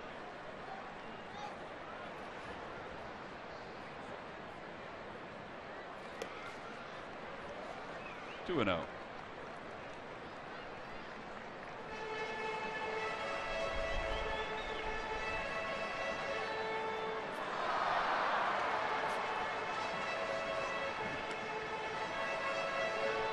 Not your balloons down on the field. Murph will pick it up if it blows toward the dugout.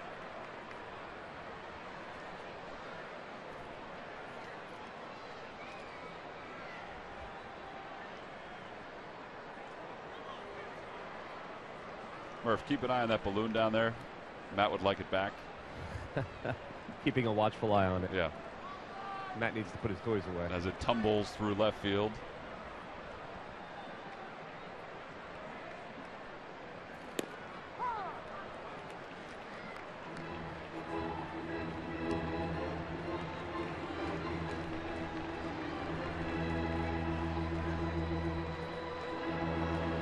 You're watching it, aren't you, Matt? You're keeping an eye on it.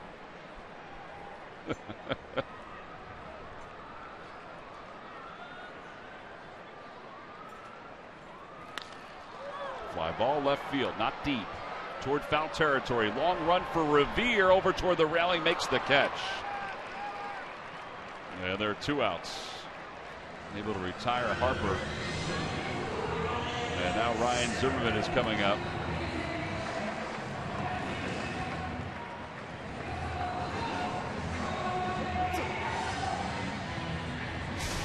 That's a nice play right there. He knows where the wall is. He picks it up. Looks a couple times, gets there quick, and makes the adjustment with the ball coming back, despite the balloon falling everywhere he goes. He was going to go get it, then he decided, no, I'm going to let it go. That's not going to end well for them. No, that balloon is it's going toward the bullpen, and those characters out there are not going to let it survive. Zimmerman takes strike 1. It's 0-1.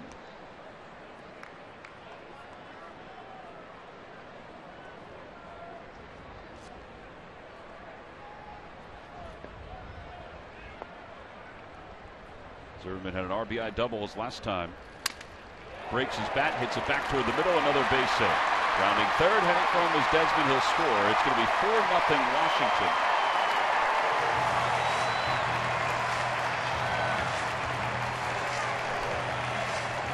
Seven RBIs in this series for Ryan Zimmerman. He keeps icing games for him. Yeah, he does. And this is a changeup up in the zone. It is not a bad pitch. I mean, he destroys the bat right here and jams it. That ball looked like it hit the barrel twice. I mean, it looked like he got jammed, and then looked like it went off the barrel. And the way he hit it, that's how it floated towards center field. Inside to Ramos. Ramos is 1 for 3. Right? Okay, there's the first contact. There's the second. It did. Oh, yeah, it did hit twice. Well, I got some good eyes right there. Yeah, you do. I do a lot of that in my golf game. Yeah, but you can't do it in golf. That's how bad I am.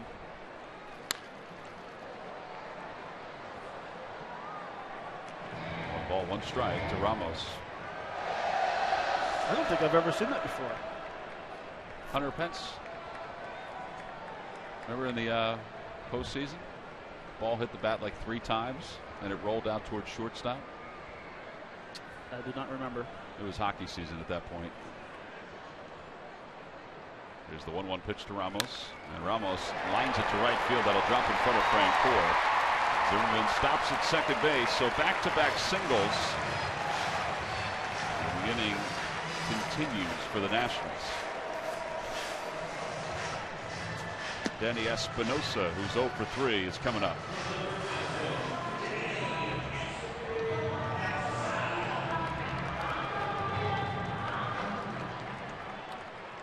Nationals have now scored 40 runs in the last 7 games.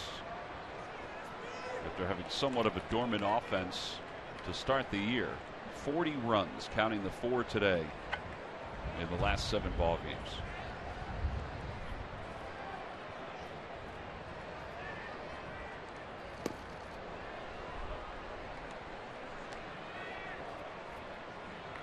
And they're one step getting closer to be back to full strength when Rendon returns. Escobar's been out. He took ground balls today. Oh, did he? Over third base, yeah. He wasn't moving all that well, but he still took ground balls, so it doesn't look like they're going to put him on the disabled list.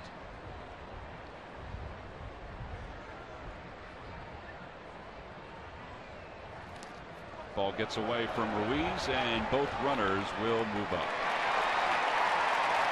Second wild pitch of the day for the Phillies staff.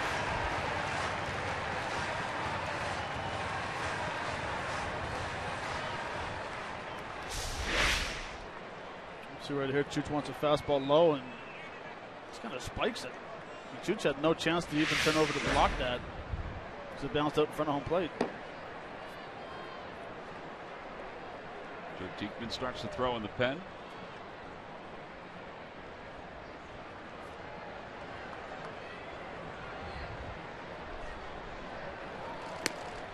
Tied him up with a good fastball inside, 1-2. Really tied him up. Yeah.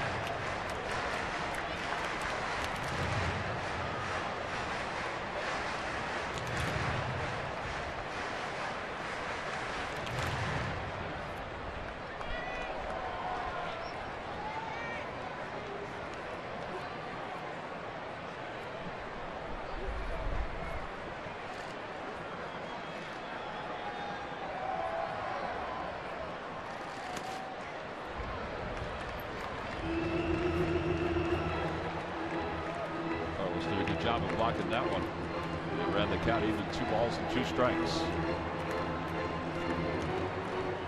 Gallen trying to get through this inning. He's allowed a run.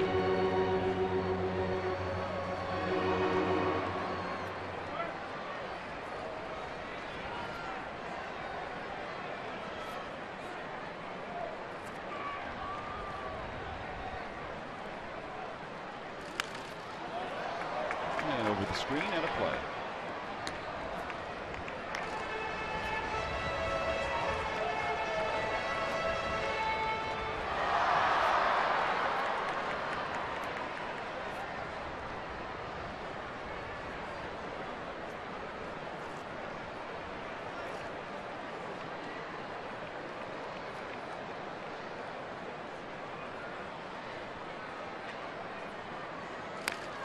Off his foot. Ashley picks it up, and then Espinosa limps away.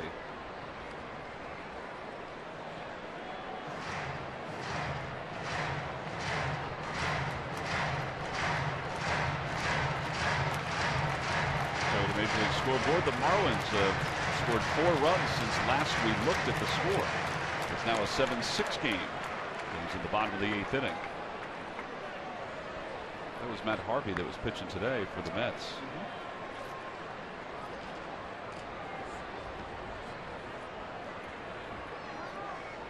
I wonder if it was like the game the other day against the Phillies, where he seemed to, I don't want to say run out of gas, but his velocity went down to 91 in his last inning with his fastballs.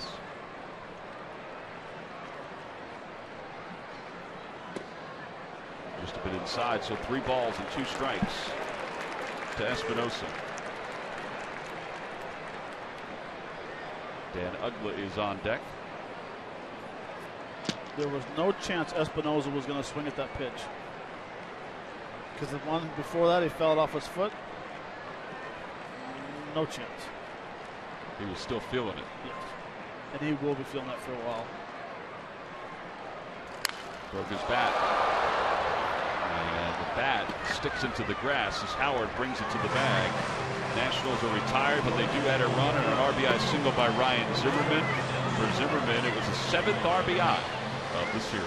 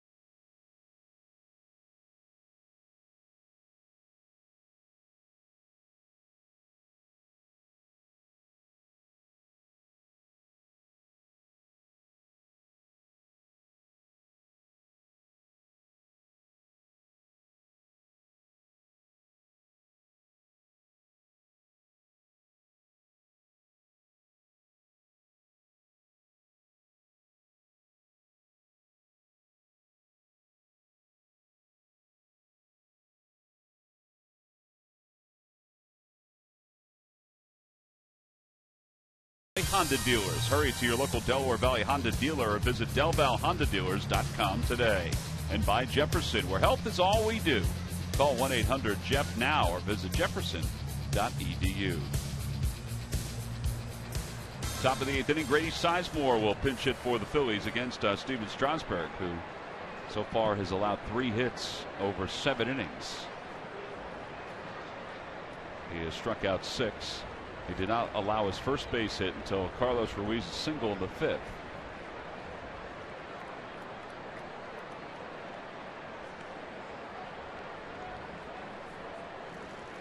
Sizemore takes at the knees, 0-1.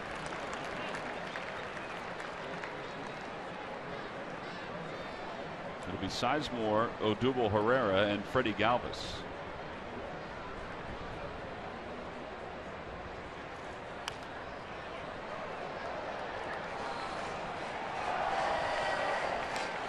Lefty and a righty warming up in the bullpen for the Nationals. Matt Thornton's the left-hander. Aaron Barrett is the right-hander.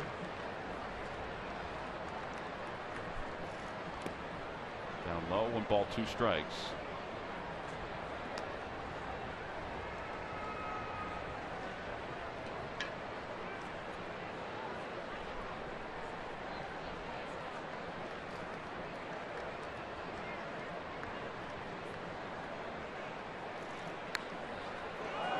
Wow.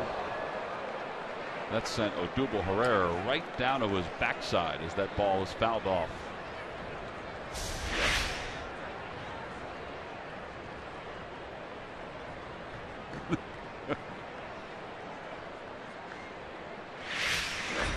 He was trying to time the pitcher there. And, well, fortunately, the ball was a little higher than I first thought. That's the 7th strikeout for Strasburg. And with 1 out, here comes Herrera. Well, time for your Hyundai defensive play of the game. Comes back in the 4th inning. Freddie Galvis hits a little weak fly ball in foul territory, but Danny Espinosa makes a tremendous running, sliding basket catch. That is why that is the defensive play of the game, brought to you by your local Hyundai dealers. That was a really good play, and there's been a couple good plays here today. Herrera's 0 for 3, takes strike 1, 0-1.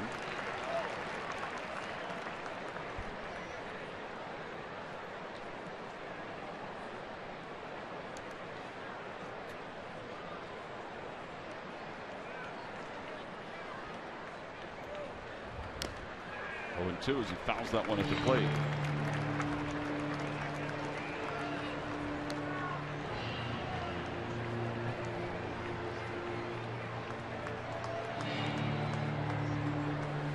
One career complete game, and it was against the Phils, August 11th, 2013.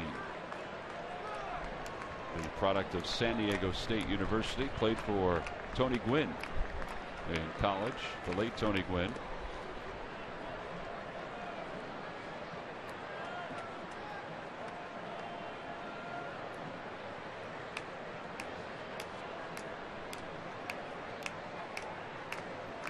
Started the day with an ERA of 6.75, and if he's able to get an out here, it'll dip under 4. Out toward left center field, Span on the run. He won't get there. And it'll go right by him off the bullpen fence, and Herrera will pull into second with his 5th double of the year.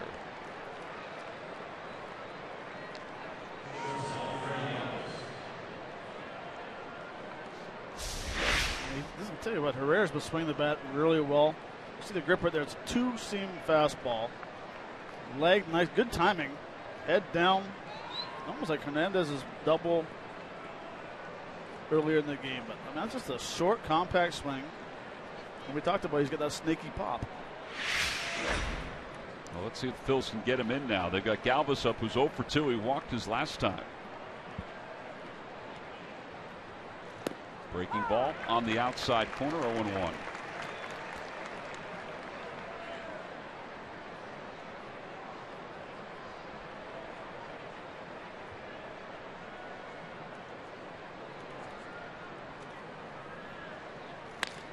Back toward the middle. That'll go into center field, a base hit. Rounding third, heading for home is Herrera. He'll score, and the Phillies are on the board. It's a 4-1 ball game.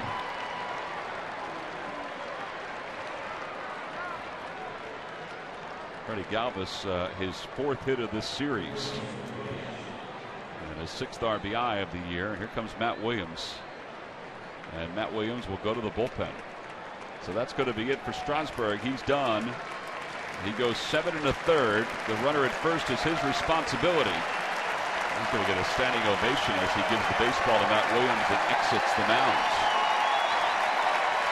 So a pitching change here at Nationals Park. The Phils down by 3. Still batting with 1 man down. We'll be back right after this.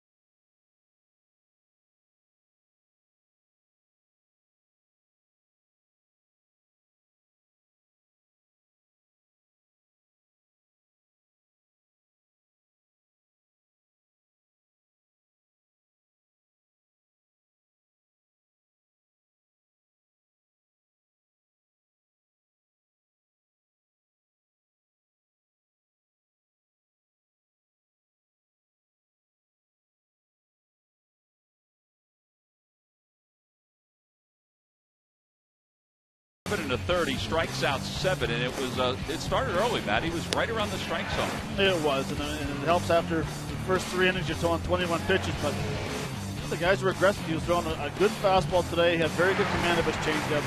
He was throwing first pitch strikes, which is allowing him to back it up with his changeup. And we all know that his changeup is a swing and miss pitch. That's why he threw well. He threw 7 1/3 innings, and he struck out 7. Struck out 7, allowed 5 hits, 2 walks. The runner at first is his responsibility. Cody Ashe is the batter. Matt Thornton is the pitcher. The first pitch is in for a strike. It's 0-1. 95 pitches for Strasburg. We got a standing ovation as he was leaving the field. Didn't really acknowledge the crowd at all as he was leaving the field. 0-2.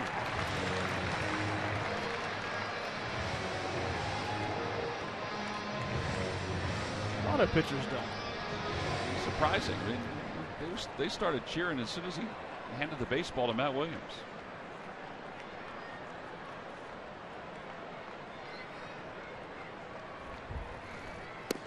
And Ashe is struck out. 2 strikeouts today for the Phillies.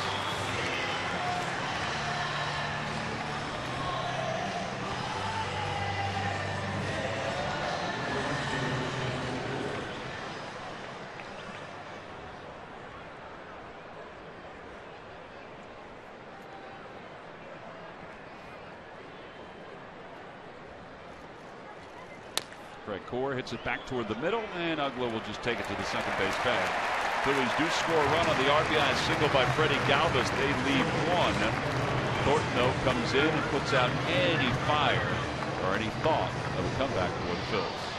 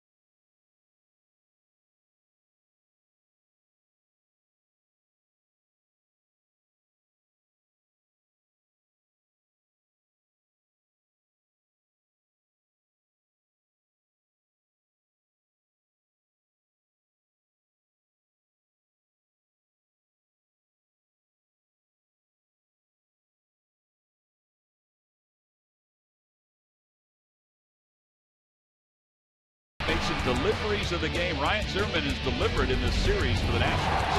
Yeah, he really has. Back in the 5th inning, he gets a changeup down and in. Nice placement down the right field corner. Good try by Frank Core. Jason Wood scores. Now in the 7th inning, gets a changeup, double contact up the middle, which allows Ian Desmond to score from second base. That is why that is the W.B. Mason delivery of the game. Yeah, so far for the Nationals, they scored those 3 in the 5th, though 1 in the 7th inning. They've done so with 9 hits here this afternoon. Genmar Gomez will be the new pitcher for the Phils. We go to the bottom of the 8th inning. They'll face Dan Uggla, and then it looks like Reed Johnson has come out of the on-deck circle.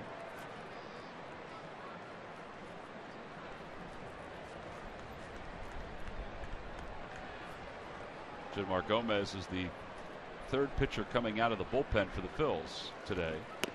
That one's over for a strike, and it's 0-1. DeFreitas, McGowan, and now Gomez.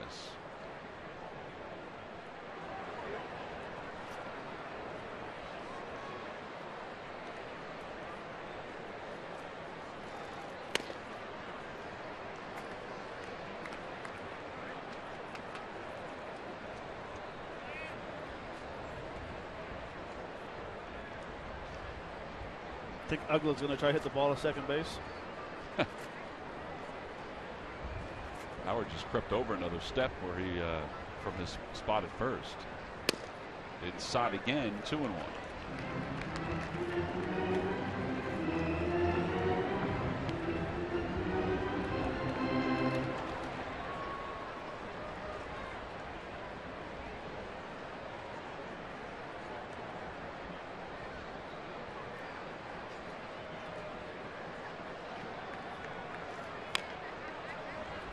I don't think right there he was trying to hit that ball towards second base. No.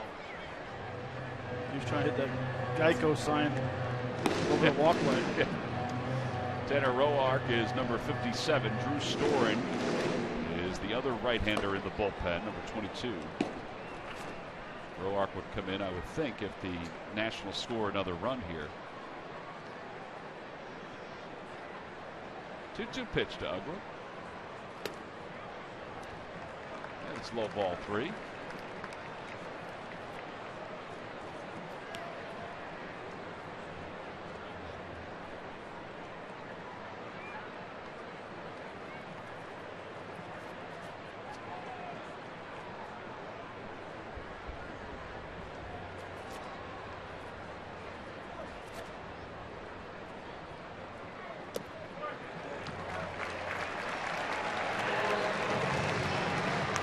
Wake up to total draft coverage with analysis from Eagles experts. Watch Countdown to the Draft on Breakfast on Broad, presented by Virtua Joint Replacement Institute, weekday mornings from 6 until 8 over on the Comcast Network.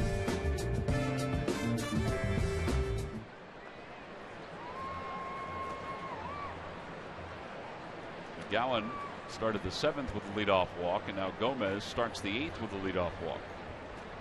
And Reed Johnson will pinch it for the Nationals.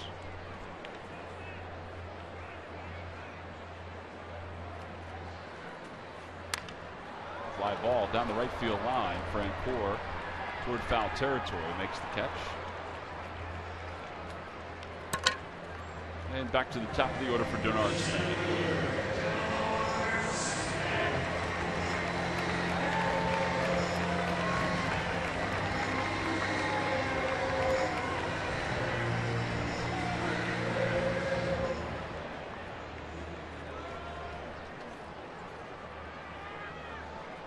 That's what it makes it frustrating sometimes for pinch hitters. You get that one pitch, you miss it, you fly out, and you're 0 for 1. Now you gotta wait for tomorrow. Hopefully you get another opportunity tomorrow. But that is the approach for a pinch hitter, right? You know, it is. Even if it's the first pitch fastball, I mean, very few pinch hitters work the count. Yeah, and it's because they're good fastball hitters usually.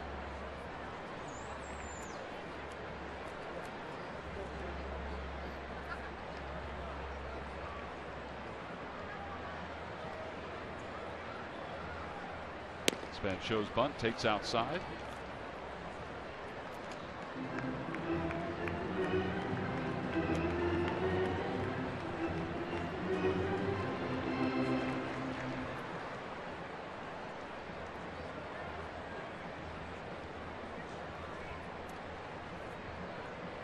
Gomez was originally signed by the Cleveland Indians as an undrafted free agent. From the Indians, he went to the Pirates after they designated him for assignment back in 2013. Indians designated him for assignment because they were making room on their roster for Russ Kansley, who the Phillies had in camp this year.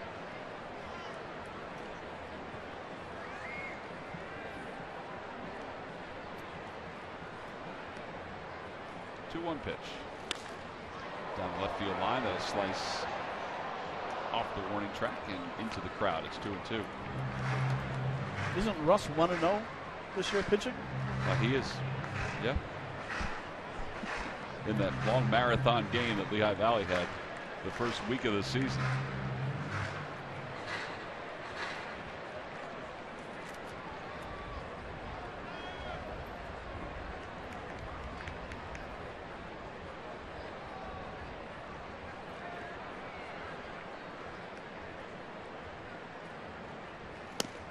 And a call, strike three, right on the inside part of the plate. Span is struck out for the second time. Two gone here in the eighth inning, and Ian Desmond is coming up. Well, we've talked about it starting spring last year. This is the toughest pitch for a left-hander, or a left-handed hitter to react to, is that front door sinker, because you think it's going to stay inside, and eventually comes back last second and it freezes you. Another pitch that should not be allowed to be thrown. Well, I'll tell you, that was a good spot for it too. It was borderline, but it was a good spot. Ruiz held it there perfectly. Desmond fouls it into the Phillies dugout. Murph's going to clamor for it. No, Murphy didn't clamor for it. No, I let some of these youngsters have it. Yeah. That one. I'll grab the next one. Yeah. Baseball is a young man's game. No balls and one strike.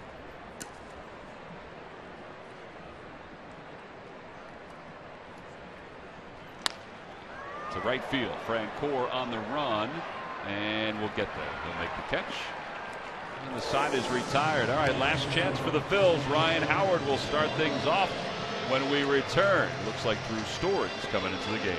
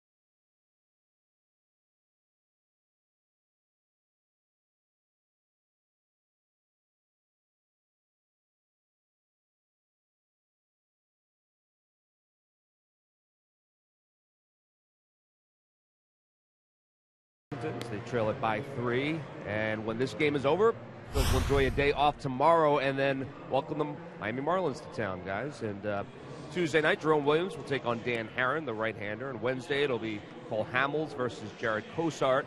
And then on Thursday at 1:05, a day game, Sean O'Sullivan will take the ball for the Phils, and he'll take on David Phelps. They're your starters for the Marlins on Tuesday, Wednesday, and Thursday, guys. All right, Murph, we appreciate that. Cosart, former Phil's prospects, faces old friends for the first time at Citizens Bank Park. Drew Storen comes into his 5th ball game. This is a save situation. He's 3 for 3 so far.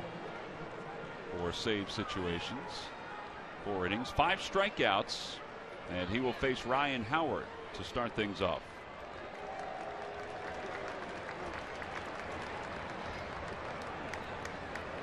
Howard is 0 for 3. He has struck out twice.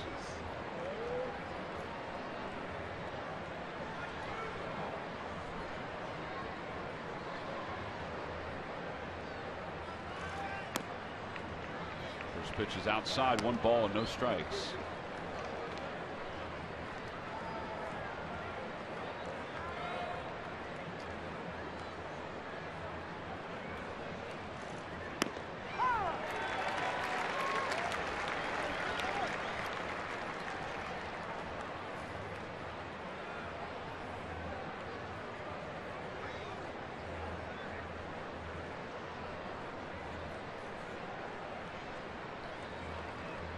Check swing.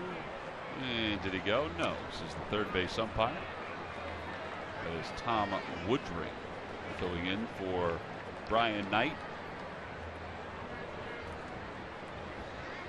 who should be back, according to Major League Baseball. They should be back in the next couple of days after getting that ball off the mask in yesterday's game. Howard hits it the other way. That'll drop in for a base hit. So Ryan's aboard. And that'll bring Carlos Ruiz to the plate.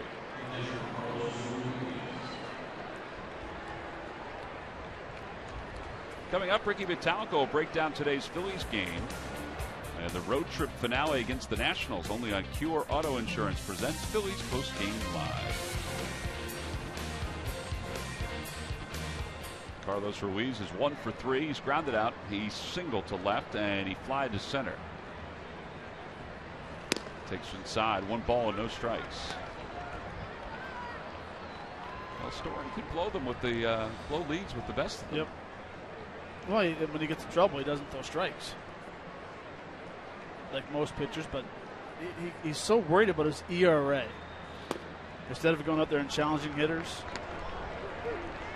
that it comes back and it'll bite you. I keep forgetting that you were teammates with some of these guys. You know the ins and outs of the Washington Nationals. I do. Yeah, I do. Carlos hits it in the air to left center field. Span and Worth are over into the alley, and Worth makes the catch. And 1 out.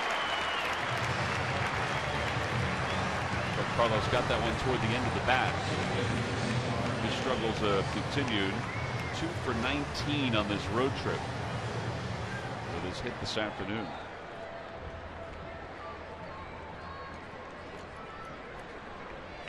Cesar Hernandez, who is 1 for 2, doubled his last time up.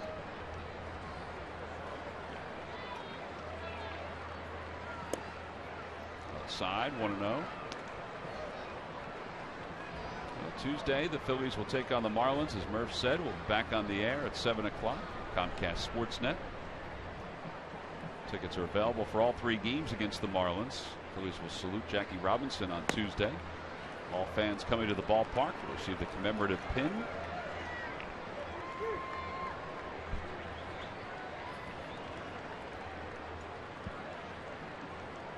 Two and out to Hernandez.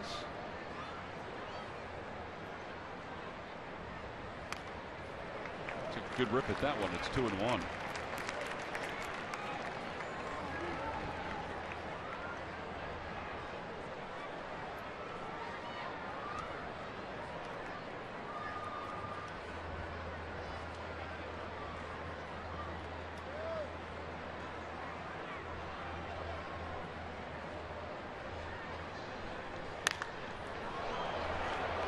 Drive toward right field. Harper got turned around, but still makes the catch as Howard goes back to first. Well, he just missed that one. Hernandez, that is. Yeah, I mean, he struck out well. He's been swinging the ball well this year. He had a tough spring training, but once again, spring training numbers don't mean a whole lot. But Bryce Harper turns to his right, and all good outfielders can turn, get back to the play, open up and catch the ball. It's actually a play you practice on a lot in spring training if your coaches will get you out there. Ben Revere, the last opportunity for the Phillies. They're on their feet here at Nationals Park with Howard at first, and it's 1 ball and no strikes.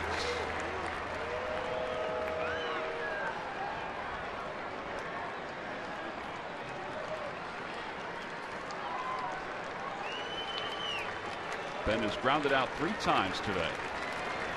Once to second, once to short, once to first. 1 ball, 1 strike. I don't know if it's me or not, but his little hitch looks like it's a little more exaggerated at the plate these last couple of days. You know what I mean? Yeah.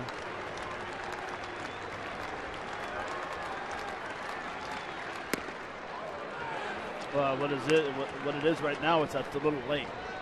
So maybe that's the reason why it looks different. His timing's off today. It could be that he hasn't played in the last few days. 2 balls, 1 strike. Howard not being held on at first. Back toward the middle, a base hit for Ben Revere. Ryan Howard will stop at second. And the Phils have 2 on with 2 outs. And Chase Utley was going to come up as a pinch hitter.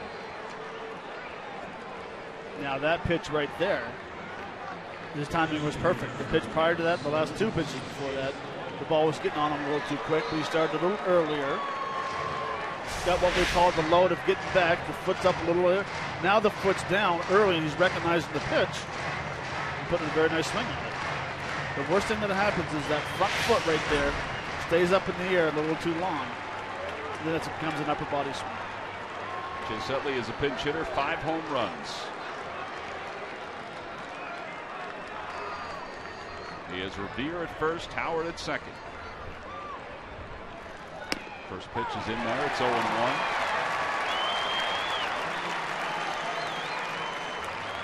Certainly has faced Storen a number of times during his career.